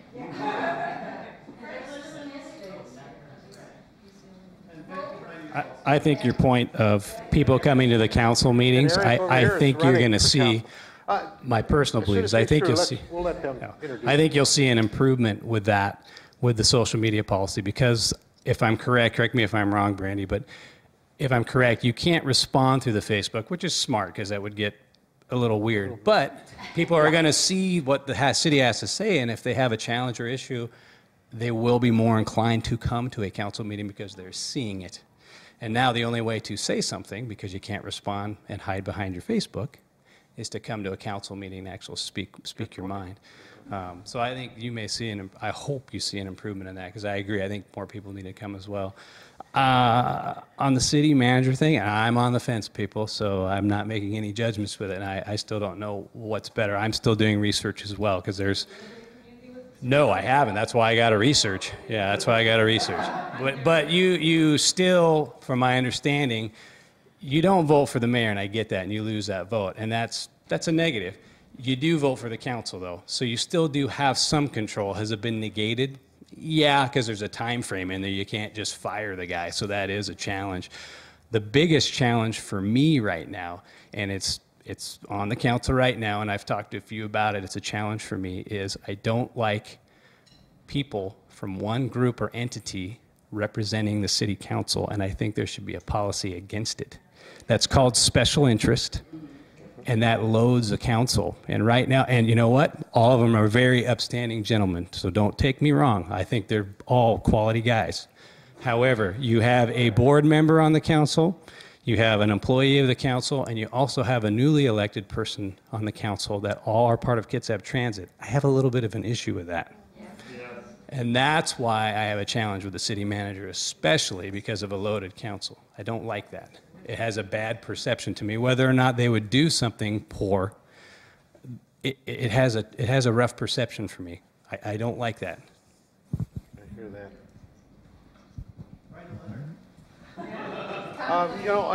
Write a letter is a good comment, but another good comment is the one I heard where come and say you don't like that, because every one of us up there represents you. Actually, you're the boss. And periodically we all need to hear that. Some more than others, but we still need to hear that you're the boss. We're here to represent you. Well, sometimes we need to hear it, though. You know, we need to be reminded that who's the boss in the room. I want to say something along with the city manager proposal, and I will hold up the flyer that they're putting out. And just because I'm holding it up, there's some points that I have issues with about it. I do not support in any way whatsoever the city manager concept of government within the city. When the council was proposing this, one of the things that I said before the council was that the country was founded on 3 branches of government: the executive branch, the legislative branch, and the judiciary branch. This proposal eliminates the executive branch of our government. And that is, to me, a very significant negative. And even if that was the only negative, I would vote against it. We were founded as a nation on 3 equal branches of government. There are times that one branch gets out of control, but nowhere have we eliminated an entire branch of our government. So that would be one reason I would vote against this. And Alyssa brought up a good point that, I'll phrase it the way Kathy phrases it. One of the problems with this flyer, there's an entire segment of our population that's missing from it. There is not a single woman on this flyer. There's not a single woman city manager, nor is there a single woman of the 5 guys, the guys that are supporting this thing and pushing this thing. So that's another reason I would vote against it, is there's not a woman on it. And a woman is a lot more discretionary or discerning about what's good or bad than, and I know personally 4 of these guys, and I'm not going to try to get into the personalities or anything like that, but I don't want a bunch of guys trying to shove something down my throat. Okay. The other thing, one more thing. No, this is, yeah. Okay. So the other thing that I want to point out is this is the logo, this picture of the City Hall that is on numerous other pieces of city. It's right here. It's on here. It's on the flag. So how do these guys get away with this? They're making this, and it says you have the logo, and then City of Port Orchard, Washington. This looks like an official city document. And I would ask, since the mayor's here and the Councilman Chang is here, I would ask you to personally investigate this or find out how they can get away with this. It's extremely deceiving, it's misleading, and among what Alyssa said, there's a whole lot of facts in here that are misleading also. So this appears, at least when I first saw it, is a city document, and how can they do this? So we got, I don't know, 30 people in this room, and there's 30 questions that are in here that need to be asked, and you all have the ability to write, if you agree or disagree with this, you know, a letter to the editor, a letter to the newspaper, make your voice heard to your neighbors. If you can't answer the questions, if our council can't answer how much is this going to cost, or what's it going to bring, or what's broken that needs to be fixed, then I think we really need to look at why we're spending this kind of money. So don't just make your voice heard here. And we watched, it's probably been 4 city council meetings ago, that the city was looking at changing, and help me with this to get it accurate, that they were going to change the requirement for sprinkler systems within new construction that was 5,000 square feet or more. I'm going to tell you about a dozen or so people from the Home Builders Association and realtors showed up and talked about the fact that the value of a home did not go up based on that, and would the council, man, I'm telling you, that council reconsidered it really fast. And they can count the votes. They can count the votes that are in the room. So, you know, make your voice heard in as many ways as you can. It's the power of the people, it really is. I was the second in command at Station New London during September 11th, and we went from having 34 people at my Coast Guard station to over 100 overnight.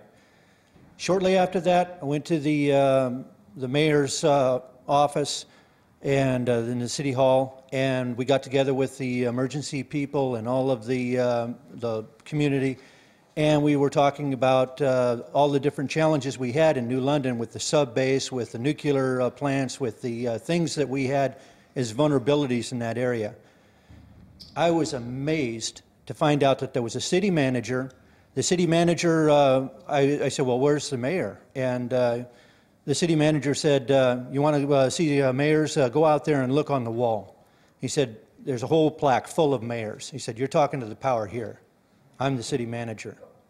And I thought, oh, well, there's a little bit of arrogance in a time of distress and a time of emergency.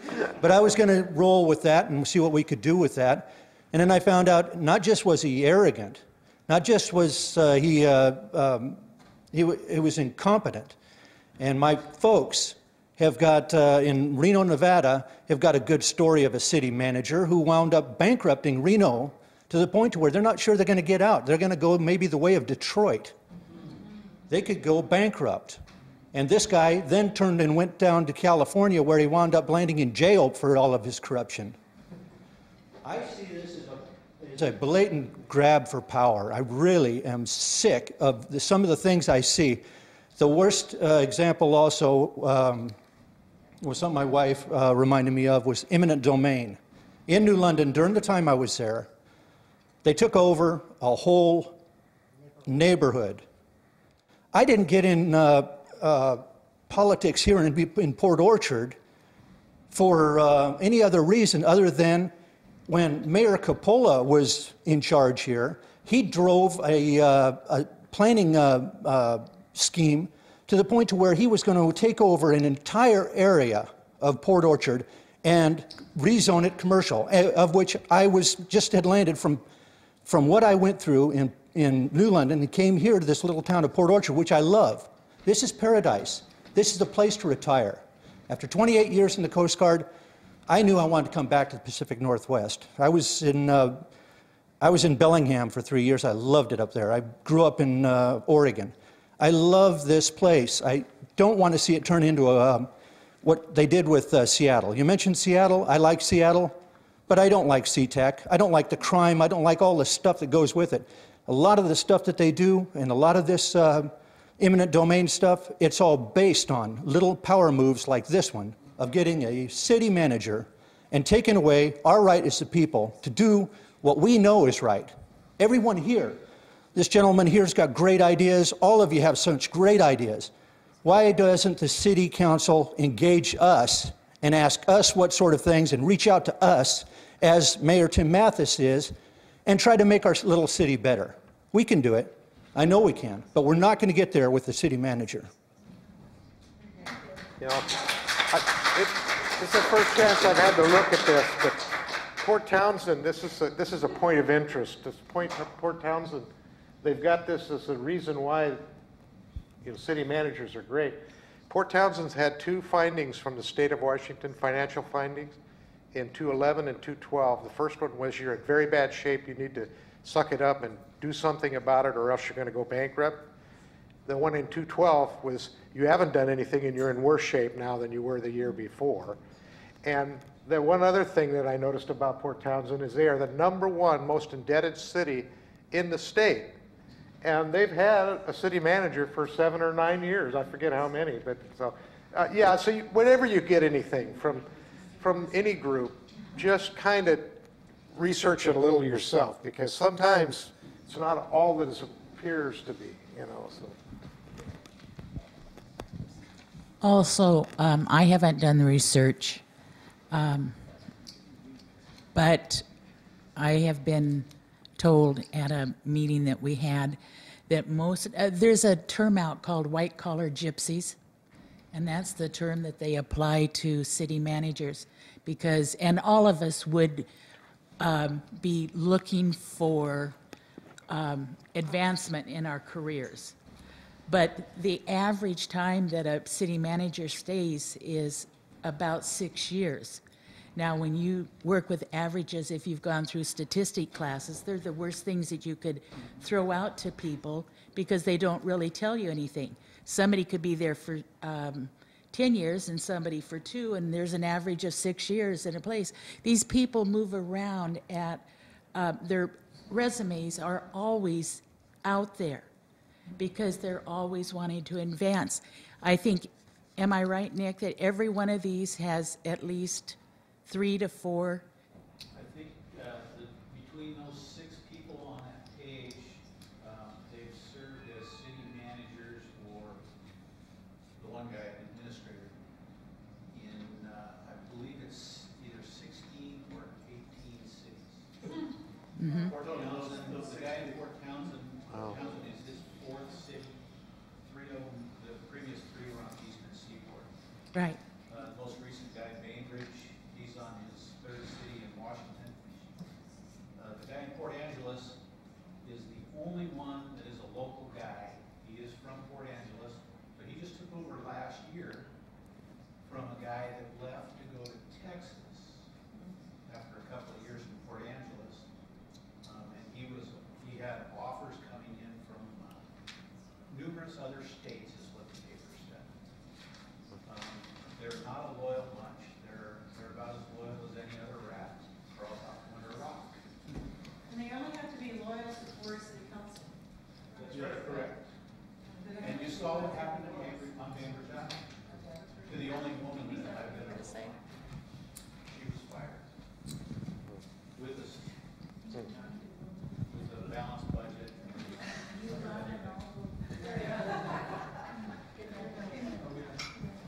I haven't been to a few meetings in a while. I lived in Port Orchard for a long time, raised my kids here. I was here when I was a kid, when my father was stationed at Fort Lewis. We used to ride the gun trains down to Bangor where the Army stored their munitions. But I've seen a lot of changes in Port Orchard. 26 years I spent in the military, 20 of them trying to get back here. Bought a house. I knew the guy that built my house. He was in the Navy with me. You know, I knew the guy that built the houses across the street. It was a brand new development. But the changes that I've seen, when they come out bad, they're usually from somebody that's not from around here. My children could walk down the street or ride their little electric scooters, and we knew everybody on the block. You say hello, they'd say hello. We're changing at a rate that is really ridiculous, and the reason that it's ridiculous is because we're bringing in a lot of things that we don't like, and we do it because we think it's for the better. Change is not always for the better. But I'll tell you about the city managers. You know, I remember what he was talking about in New London. I left there and went down to San Diego. Lived in Chula Vista, city manager. Okay? So the whole situation went from bad to worse when I went to Chula Vista. The reason was because it was a lot of crime. It was a small town that was on the end of another big town that was on the end of the Navy. So everywhere you looked, there was crime, and we were 5 miles from the border. Okay? Go figure. Right? So when everything happened, whenever something happened and you had a complaint, they send you to the city manager. You go to the city manager says, well, I don't get paid for that. You got to go to the council meeting and you got to voice your opinion. Or if you have a problem with the police, right, you turn it back on the persons that you have the problem with. If you had a problem with sanitation, it would go back to sanitation because all they had to do was manage. And in management, there's no supervision there. There is no leadership there. In management, all you got to do is make sure the bills get paid, make sure everybody goes to their job during the day. You don't have to handle problems. You get paid to come in to manage the city. And that's why it's called a city manager. So I don't think this is what I spent my time in the military for. You know, I don't think this is why I ran around trying to get back here to Port Orchard. And I don't think this is why I raised my children here. It's not for me to put an even worse name on city managers. They already had that. They did that to themselves. But what you do when you introduce a city manager into any type of local government is you change it into a business. It becomes a business. So the bottom line is that, you know, although I may not come to a lot of these, you know, I'm here now to say that I don't want this place to be a business. I don't want somebody managing my children. I don't want somebody telling me, well, you know, you can't vote on this because we had this edict for the city and we're going to put this in. No, it's not going to work. But that's what you get when you get a manager. You get a manager, you might as well just assume that you're in business, because that's who you're working for. It's not the other way around. If you think that he's working for you, then you look at all these managers that got caught with their hands in the till, or dump the city, or run away and take all the pensions. It's ridiculous. So this is where we're going with Port Orchard? Not me. So if you want information or you want to be contacted or emailed, you can sign up on it. There you go. Good comment. Thanks. Yeah. This is the first time in my adult life that I've ever been to a city council meeting, any type of a meeting like this. And my question is you, the mayor, and Mr. Chang, the normal turnout for as far as, the panel, anybody goes? No, this is, town hall. And I realize that. But I'll answer your question. We've had ones with a few more, probably 40, 45, 50, and we've had ones with less. So no, this is average. Goes. I mean, as far as the council members go. He's always there, the others never come. Pretty nearly never come. That was my question. How many of the other council members are interested enough to attend something like this? Somebody want to take a whack at that, because it wouldn't be fair for me to. Some of the other council members have come, but I think what I understood your first part of the question was, is this a council meeting? No. Okay. I read my little paper, but no, this is not a council meeting. Yeah. Okay. Got it. Okay. I just understood that you thought this was. No, but my question was, if Is this- Chang is come and the mayor's here, where is the rest of the council? Carolyn showed up at 2, Fred Spender Hall, and Cindy Bucarelli showed up at 1. Yeah. Keep re-electing these people, right? Not necessarily. It's really hard when people get into these positions, they begin to get a lot of power. And I'll say that I probably did it when I was younger. I'm retired, and so I started coming here because there was an issue, and I didn't come here. But To me, most people vote on name recognition. Most people, there's only maybe 10 people that normally come to city council meetings. If other people come, it's because they've got an issue and they want it addressed right now. Otherwise, there's very few people that attend the city council meetings, right?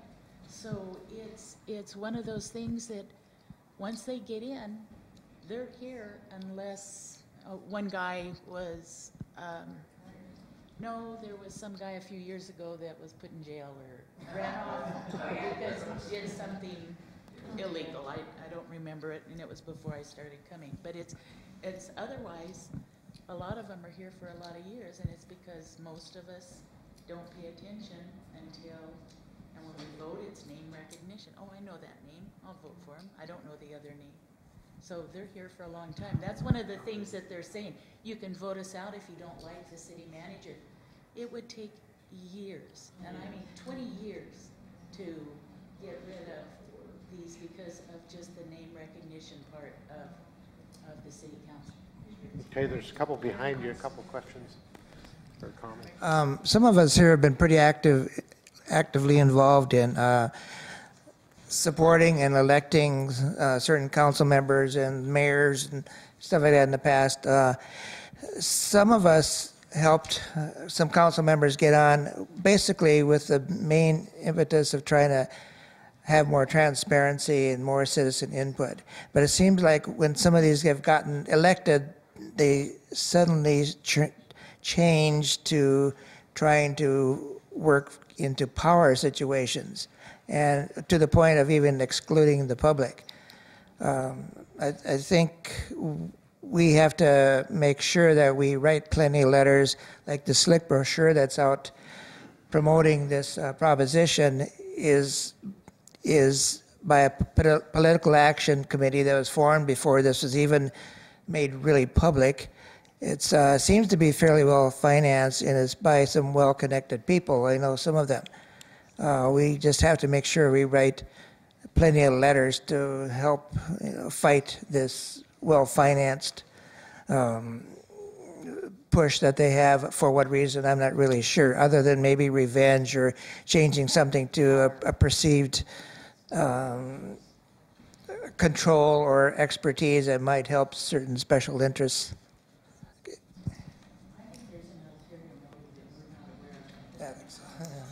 Haters are up behind. So somebody brought up that this was lumped in with the Code City. Being a Code City is a good thing. If you kind of do the math there, it puts you in a bad spot. Yeah, they're two separate things that should never have been put on a single ballot. They are completely separate issues. And I know in some of the documentation I read, and even, and not to be negative to the city, when I read a couple things from the city, I thought they were one and the same at first. But knowing better about code, being in the construction trade, it's like, wait a minute, these can't be together, and they are together. That alone should make you question it. And regardless of my thoughts on a city manager, the fact they lump those together, that's an automatic no. I don't want my decision swayed. I like this one, but I don't, so now I got to make a decision on what, the lesser of two evils, so to speak. That's not a good position to be put in. Those should never have been put on the ballot together, ever. Oh, it's very, very obvious. It's very obvious. It's obvious they were put together is what I'm saying. Yeah. Oh, yeah, there's no doubt. Yeah, it would have made more sense to have Proposition 1. Do you want to be a Not code remotely city? even related is Proposition the 2, problem. do you want to have city manager? 15 people, when I said at council meeting, 13 of 15 people got up and spoke that they wanted them separate. One of the people who said it was okay was the husband of one of the council members. But the other people, and one person got up, thought it was okay to put it together. But 13 said, no, we need to have these separate. And it happened night after night, and still the council. Well, in what I've researched, and it's just limited. Yeah, but what I've researched with this city manager thing, the only ones that seem to have any success, the mayor is still there, and it is a mayor with a city manager, so there's still a leader, and the city manager is a city manager. An elected mayor with a city manager, which is an option, but it's not on this option. Correct. Now, economically, might not be the time for the city. It is an expense. A lot cheaper, though. A city But now you have a city manager who handles those day-to-day operations, which is a viable option, I think. But obviously, you need to look into it some more. And but I truly wish we could vote on the Code City separately. There's some elements to Code City that are really good, and I wouldn't mind, to be honest with you, I could govern or be your mayor under either, and I wouldn't have a hard spot at all, whether it be a Code City or a second-class city. We've done pretty well in 110 years as a second-class city, but I'm not saying that I wouldn't feel just as good about being a Code City and having a little more latitude. But I agree with you. Don't put me in a box here to tell me I've got to take it all at once, or, to get one, I have to do something I don't like. So. And we also asked for initiative petition put on the ballot, which would be the biggest cue for Code City. So Right, but that's not automatic. People say, oh, you can have a petition, to write a petition.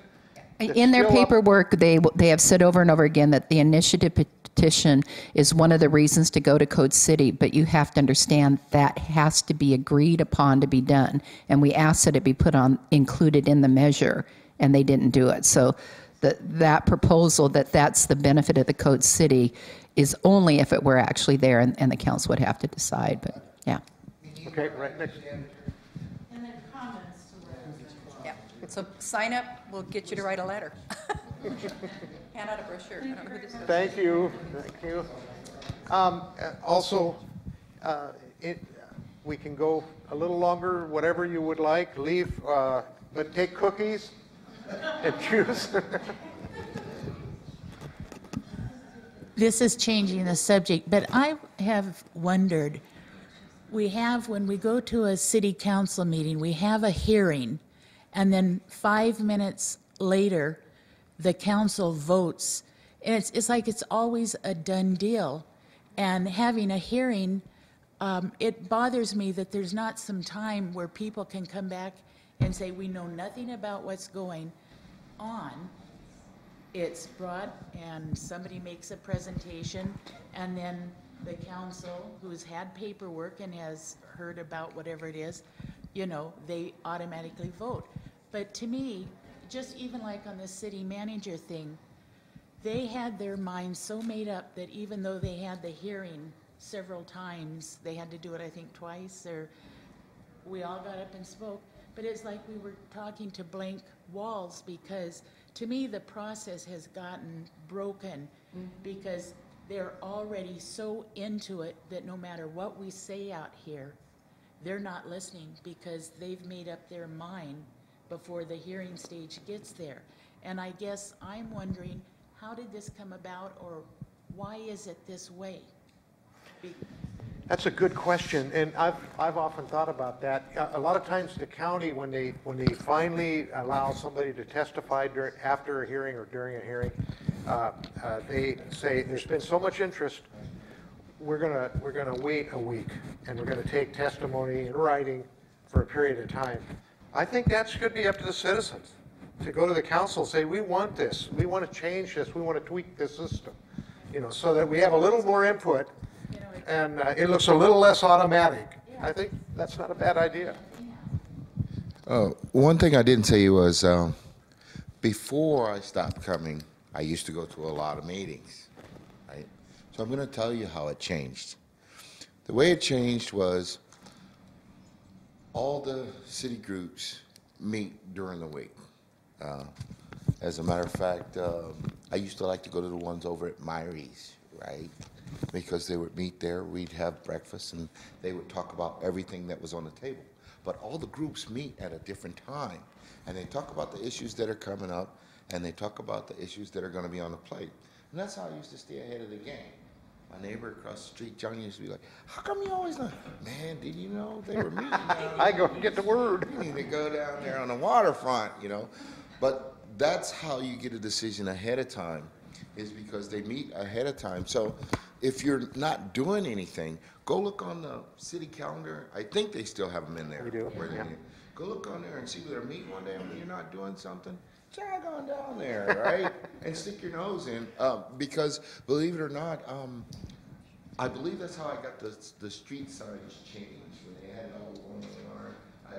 Oh yeah, I did. It was at breakfast. They had a breakfast meeting, and it was everybody that the engineer was there, the city engineer, the planner, everybody that I needed was at this meeting.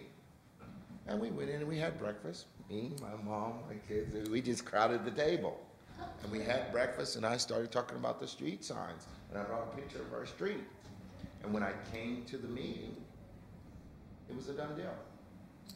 But that's how you get these done deals, is because they're talking in other venues. It's not just here. And I found out by accident, but it was kind of fun. Maybe I need to start doing that again, but I found out by accident, and I went to a whole bunch of them because it was new to me when I started going at first, and I learned a lot about the city of Port Orchard. You know, I learned about the sewer system, you know, I didn't have the problems with the sewer, because when Jim did my house, I had him to put the big pipes down there underneath the drainage, you know. But that was because I already knew about what was happening 2 streets over. So, you know, that's the type of stuff that has to happen. And I'm guilty too, so I guess I have to start busting in on some of those meetings too. Just saying, no, that's what's got to happen, or else we are going to lose our little town. Yeah. It pays to be informed. You took the time to get informed, and you could make informed decisions then. I remember when we weren't in town, and City Hall was a house. I remember that. You know, the court was a house. It was right around the corner. We've came a long way, Right. you know, and we can be proud of the way we've came. I mean, this is a beautiful city hall. A city 4 times this size should be so lucky. And it was all because in the last 25 years, we had a lot of frugal city mothers and fathers were very careful. And this is a really, it's a good foundational piece for this little city. We have to get involved. We have to continue, yeah. We have to actually stick our noses in it, and we have to get involved, because the way it's going right now, especially if they're not listening to what you're saying, if you're voting for somebody and they're not doing what you want them to do, you got to find out how to stop them, You got to get involved, stick your nose in it. And like I said, I'm guilty too, so starting tomorrow, I'm sticking my nose in something. Good. Well, before anybody gets the mic, I want some people that are involved that I didn't introduce. Beck, could you introduce yourself and tell us what you're doing for the next couple months? Well, my name is Beck Ashby, and you may see green and blue yard signs asking you to vote for me for a city council position. 2, I'm running for the position that Carolyn Powers is vacating. How long you live here? That's the first question I'm going to ask. 66 years. Okay. All right. That's some experience there. I want somebody to know what I'm talking about. I said that you didn't exist on those years. Well, but that's not her case. Eric, stand up, tell us. Here's somebody else that's willing to put their name in the, on the ballot. So, and that's pretty cool when people stand up and do that. Go ahead. Well, my name's on the ballot. There you go. Name recognition. What's your name? Eric V. Gunnison. Okay. You don't like my opponent? He goes by the name of Jerry Childs. Vote for me. If you like the way things are, vote for him. Okay. If you like, I heard somebody suggest, and more than one person here suggest that that they noticed that there are no other members of the council here, except for Fred. Did anybody else happen to notice that? That's 85% of your council that is demonstrating in real time, objective evidence that they don't care what anybody thinks. Did anybody get that? Anybody happen to notice that? Word needs to get out. They're not here. That's the news. Get this. Anybody here from the newspaper here? Take this down. 6 of 7 council members do not show up at town hall meetings. And how many times has this happened? The last time I was here, it was just Fred and Tim. All right? And I don't know about, I wasn't here with any of the ones before, but this is a major marker or indicator of their concern for people's input. Okay? And I see, as another voice over here was saying, how when you come to council meetings, and you talk to them, and you see them sitting there with their blank stares, and then they totally ignore everything you say. Everything you've said, everything people have said. It's very sincere, very honest, and very valid concerns. They sit there and totally ignore you. So their representation here is another piece of Exhibit A that they are not interested in what people think. And the fact, and I was here when they ramrodded that city council, and where's Mr. Whiskey Gulch? It's just as well. I'm going to say today is 31 years to the day since I quit drinking. Okay?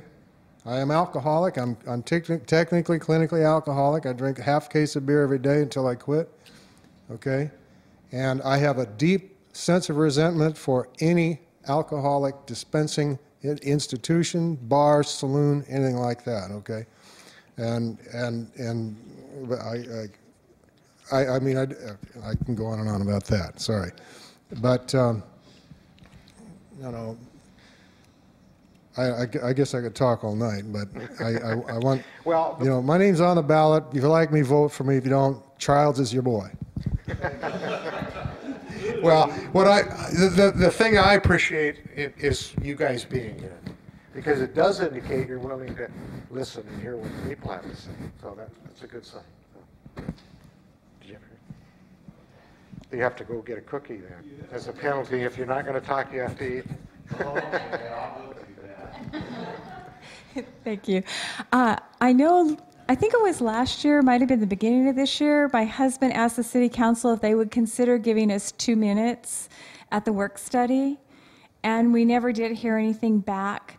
And I know they're concerned with time, but at the same token, if we put in our time to go to a work study, there should be a venue for us to at least interject something, because I have been there when there's an issue that I was interested in and they have misquoted the information. I mean, what was factored in was not the accurate truth. And so sometimes us citizens could be of value if they would just open a window so that we could listen. So the next time we have a city council meeting, I will get up and I will ask them for that. And I'm just suggesting that if anybody else is interested in that, that they join me. That would be just great. And that's really important, that once somebody opens that discussion, that somebody else or a few other bodies say, that's not a bad idea. I agree with that. I want to see that happen too. Because there's always strength in numbers. I saw them turn about several times when you had a line up at the podium wanting to speak. They pay attention to several folks. So. I probably shouldn't say anything, but I used to come to council meetings a lot, and there was the prior mayor was hired when the mayor position was a part-time position.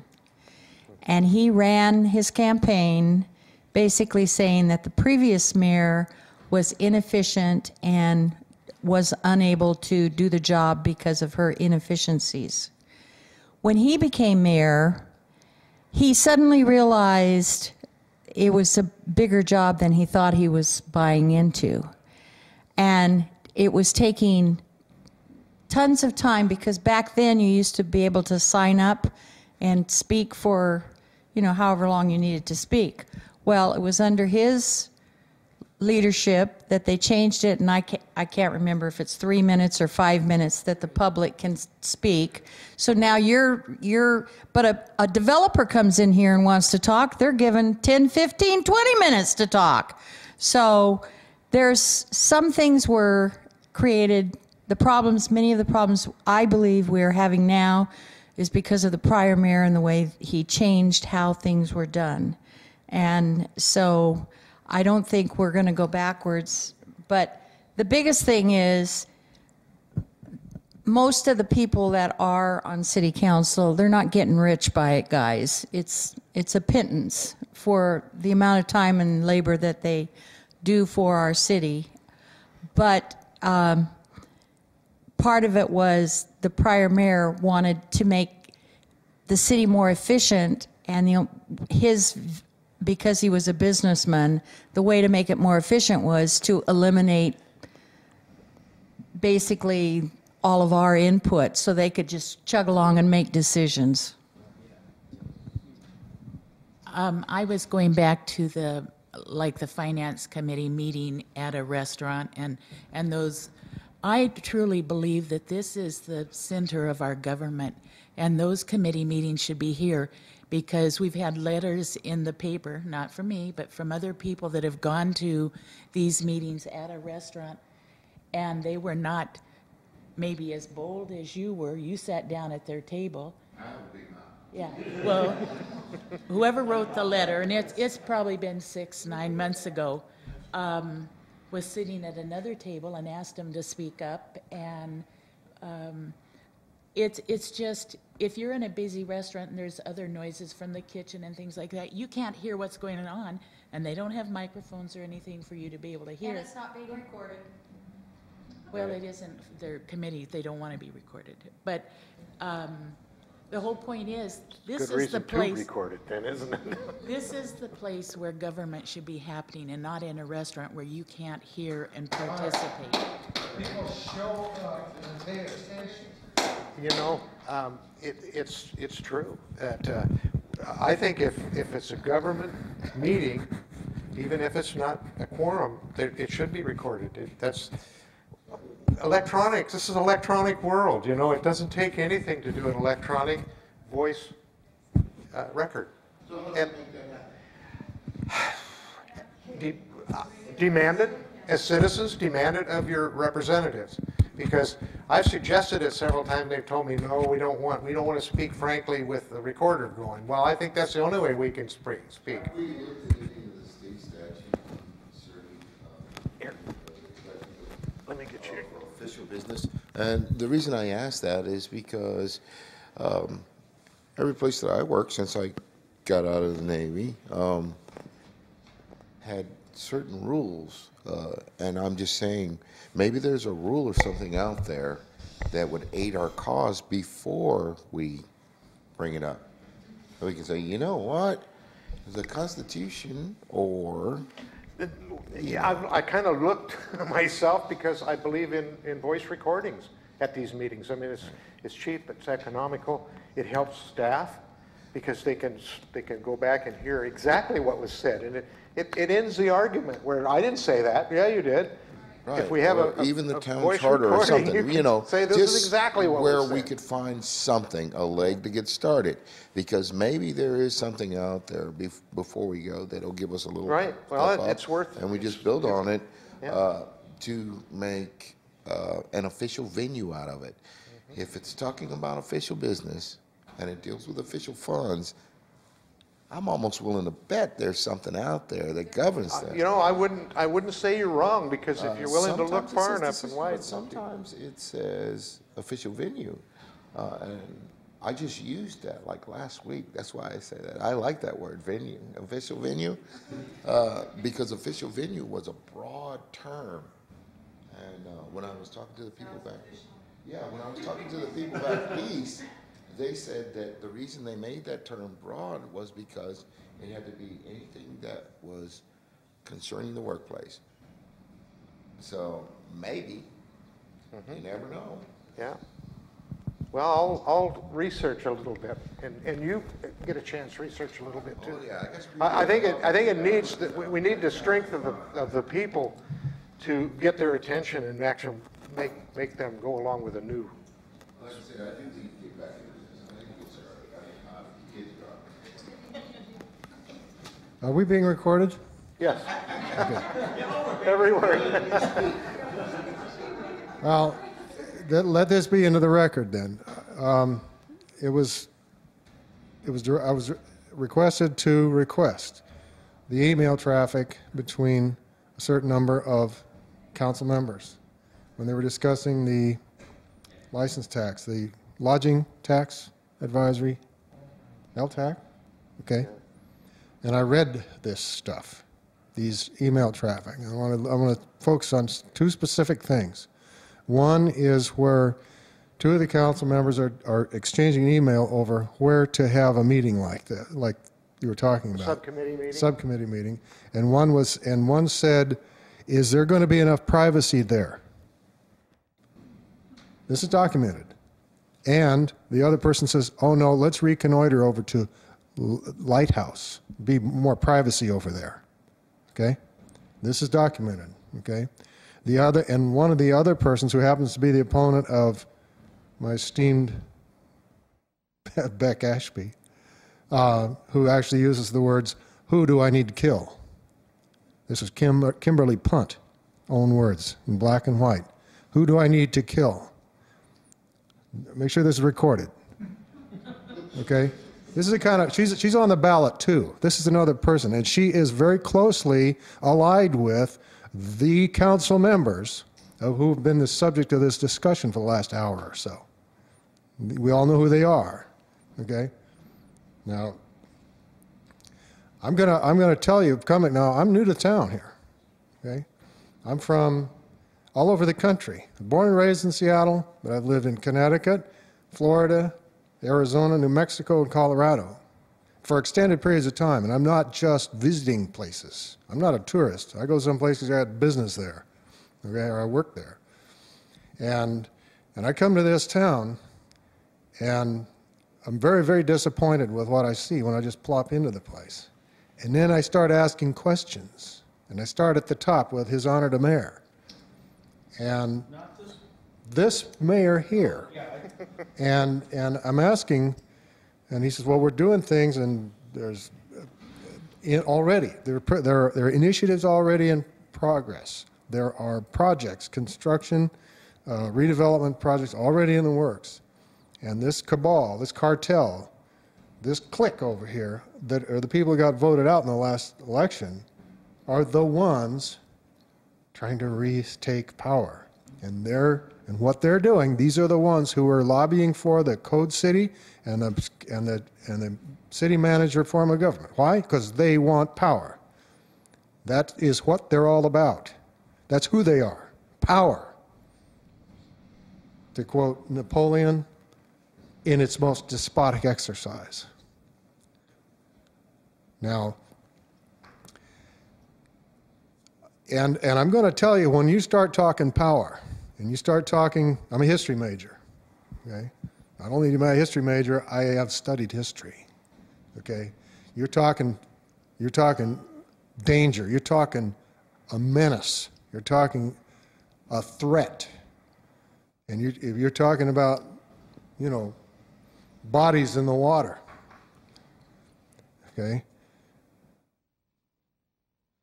I can't tell you how disgusted I am that I'm looking at a town like this, where there is this situation where you've got this power structure over here, and you got people on it. You go to POBSA, you go to the POBSA meetings, and you see real hardworking, dedicated, sincere, small business people. They're not special interests there. Those are people who have small storefront businesses. 34, how many members now? 63, I believe. Oh, now. kidding. Yeah, it's doubled in the last year. And these are the real grassroots people of this town, trying to bring it back, trying to make the town look like a town again and be a town. And you've got these guys over here who've got another agenda. They've got a whole different plan that has nothing, you know, that's not at all friendly to what's happening in real time with real good people. Those are the kind of people I like, you know. And these guys are not being upfront. They're not being like it's doing everything's behind the scenes, underhanded, as is documented in that email traffic. Okay, that's just a small, like a snapshot of what's going on. So, before I get in any more trouble, well, I'll leave it at that. Thank it's you. you know, I like the idea of a record. You know, I really think that's the way to go, no matter what meeting you have. I don't know if you can work on this or if it's something that can be fixed, but at the council meetings, at the end of the council meetings, you ask for committee reports. The committee reports consistently are telling us the date that's written for the next meeting. What kind of report is that? That just doesn't cut it. We need real reports. We need to know what's going on at these committee meetings, and it goes right back to recording. I mean, if they're having a meeting, they should have minutes, and if they have minutes, they should be sharing them. It's just there's no transparency. I agree that we do take minutes, but they're depending on who is the chair and how the minutes are taken. Some of them are very abbreviated. Some of them are next to you have no idea what happened. But the committee reports that we're being given at the city council meeting is the date of the next meeting. That's it. We're having a meeting on the 22nd. They haven't jarbled that up at all. Yeah. But we're not getting any information from the committees, except for every now and then, like Fred's pretty good about telling us what's going on at the LTAC committee. And then just before, Carolyn does a pretty good job with the Public Works Committee. And just before like October, we'll start hearing something about chimes and lights. But the rest of the committees, yeah, we had a meeting and here's when our next one is. And that's... Well, I'm going to try again. I'll try again with the video, or I mean with the, not video, we don't have a portable video machine, but I can do audio. Yeah, We do have digital audio equipment, so we can ask that each meeting be, you know. Well, even if the committee chairs would provide us with some information. Doesn't have to be detailed, just a snippet of what they're actually doing. 'Cause it Well, they sounds like do- to they me, do- we do most have of them are minutes. just having breakfast. We do have minutes from the subcommittee, but Yeah, they're all usually- posted online, and we do have copies. It's just not being relayed from the chair on the dais. If you go to the top of the page, probably under Government, City Council, and then on the left-hand side, when you're on the City Council page, on the left-hand side, probably towards the bottom, it'll list all the committees. I mean, you have to know the name of the committees, but the lodging tax should be up there, Finance, Public Property, SAC, Utility. Did I miss one? All of those in there, and then when you click on that, the title of the committee, all of the minutes, we keep the last year, so you'll get the last half of 2012, and then the first half of 2013 is on there. What about charters and stuff like that? Excuse me, for charters? I don't know. Where I was going earlier was the defining information for the committees. That's where we will find the root of all. I want to know where to find the charters or the bylaws or the rules, the regulations for the compositions well, we for have all our, the committees and how they're supposed to be run. Council hasn't adopted policies for each committee. So, I mean, what they've adopted, there's a resolution that states what committees they have, but they have not gone to deciphering what each committee's role and responsibilities are, just who chairs it, and, just who chairs The it. overall general subject that they're, like Right. public So- properties is all public Yeah. properties Yeah. that the city has anything to do with. Right. Correct. I mean, But what we is the don't have it. responsibility of the What you're asking finance? for, we should have. That's Right. right. That's what we should Right, have. the council hasn't adopted, for example, what is the roles and responsibilities of the finance committee? What items are be brought to the finance committee? That hasn't been defined or set in a policy yet. Well, wait a minute. And we've had the finance committee for how long? Longer. I probably have minutes from the 80s at least. From the 80s. I think we're actually picking at a point where we can find our power. Because there should be policies for all of these, and in those, we can have things like, this should be documented this way. This is the way the minutes should be taken, and this is the way the rule is. So, now that We I've have a got lot of my- work to do. I've got my pet peeve. Yeah. Well, we have a lot of work to do. Thank you. Yeah. Okay, I'm having a senior moment. Next Monday, I'm not going to be around, so I can't go. But those of you that are here, if you have the time, I truly believe that the mayor is walking into PAC territory and might be, it may not happen, maybe I'm being too negative, but I have a feeling that there might be some people from McCormick Woods that might be there to try to make it an unpleasant meeting. So if some of you were willing to go. Is that what they're having the McCormick Woods meeting next Monday? Yeah, it's Monday at So 6:30 I'm just saying that it would at be Christ the nice Rock to Church. have some people there that would just kind of control the issue. And maybe it won't happen. I just have a funny feeling of it, knowing some of the people, that it could happen. What is the agenda for Monday night? It's the first 45 minutes, we're going to be talking about the park out there. And we're going to start developing it. We're going to start, actually, we're going to cut some trees down to start with, remove some trees, cut some trees down, make a clearing, put a little road in. And I wanted them to hear exactly up front all of the things that are going to happen so that we don't have, people going alarmed that something's going on that they weren't aware of. So that first half of it's going to be talking to them about what we're planning on doing in the park or for the park. Now, is that on the McCormick Woods side or the other side? It's on the ridge side. The ridge side? Yeah, Okay, all right. yeah. Now, I've got a drawing for it. I'll get for you. But And it's is it going to be in the sanctuary then? it's going to be in. I think they have a rec. A rec, Yeah, there'll be a sign in there. the church is on the rec. Yeah, park's on the right-hand side going out towards the church. Church is on the left-hand side, and that's the park. But we're going to have professionals, the engineer that did the engineering and the surveying of the park, it will be there. So he'll have better maps, bigger maps, and explain what's going on out there. But it's all our, you know, it's not just the McCormick Park. It's part of the city of Port Orchard. But, you know, it is the McCormick Village Park. You know, it's the biggest, it'll be the biggest park Port Orchard has. So it's important to all of us. So. Well, you know, we've used a little additional time, but this was a lot of fun. Oh.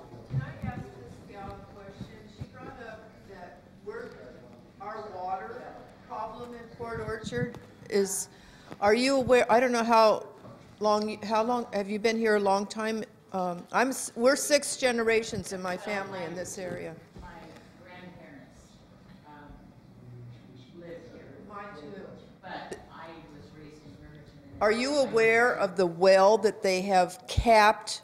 Yeah, but that's what's going to cost us so much money to get from that point to our system, and we're almost out of water. But That is everybody could have free water if that thing was going. This is our well out here, right by The one Annapolis. in Blackjack Creek, the one in Blackjack Creek is capped, and my parents, grandparents, there's so much water there you would not believe. I understand, isn't there something about they couldn't use Right. the Blackjack Creek Right. well, and so Because it's artesian. and so that's when they put the well in down by where I live, down by Annapolis kind of. Right. That's the one we need to hook up. And I don't know that we're running out of water, but as the development continues, we need to bring that well online to support water. Right. To sustain it. And that's well 10, and it's just as you turn the sharp corner going towards Annapolis, and you can see a big well casing, and I think it's an 8-inch well casing. It's in, it's drilled, but now the infrastructure to get that well water to the zone that needs to be receiving it is the big expense. On Blackjack Creek, that thing was capped so that Right. they could make Um, money. I'll have to check with our engineer, but there was a prerequisite that we capped that and didn't use it to get water rights for other wells. And it has to do with Department of Ecology, State Department of Ecology. And there was something about that they didn't want us withdrawing artesian water. I mean, it was so much everybody had free water.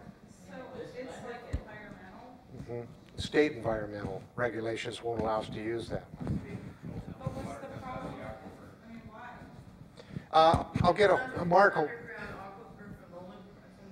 But, I mean, why can't you use it though? I mean, what does it hurt? The state controls all water rights, all city water rights or anything, and they give you water rights to withdraw so much water from each well, from each zone, and they really pretty much have the control of it.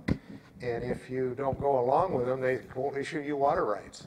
And we do have this well, we have a nice well out here that can be used, but we need about $6 million worth of lines and sediment basins and pumps and controllers to get it where we need it. So what we're doing right now temporarily is we're trying to work with Bremerton and intertie with Bremerton so we can buy water from Bremerton if we get to that point where we need to. And we're also working with our partners down here at West Sound who have water capacity that they're not using. We're also trying to negotiate with them. So we have a fallback position. If we get to that point where we have too many houses and not enough water, then we'll be able to buy some water temporarily. But overall, we really truly need that infrastructure to get the well 10 water to the zone. And yeah, that's all the stuff that you didn't see coming. You know, when you're going, what are we going to do with that? Well, it is something that the finance committee has known about for a long time, and they sit on this, and we are told it, because, I mean, really, that means higher water. Exactly. Yeah. Higher Pay- water bills to either connect it or to buy. I understand Bremerton's wanting to charge quite a bit for their water, much more than what most people are paying. So it's in addition to paying for a city manager, bringing that online, we have the potential for our water, sewer, stormwater bills to just go through the ceiling. Yeah, yeah. I agree. because of this. Could you email me and I'll get an answer about that well? Why exactly? Mark has told me, and I've forgotten the exact reason they won't let us withdraw water from. I'm trying to learn Yeah, so I'll get you some more information. Would you? Yeah. adding up, but thank you. I think so. Thank you, everyone. I appreciate it. Thank you for having All right. Thank you. really appreciate it. It's Okay. really nice to Yeah, well, thank you. I got a lot of good ideas. She's got 2 pages.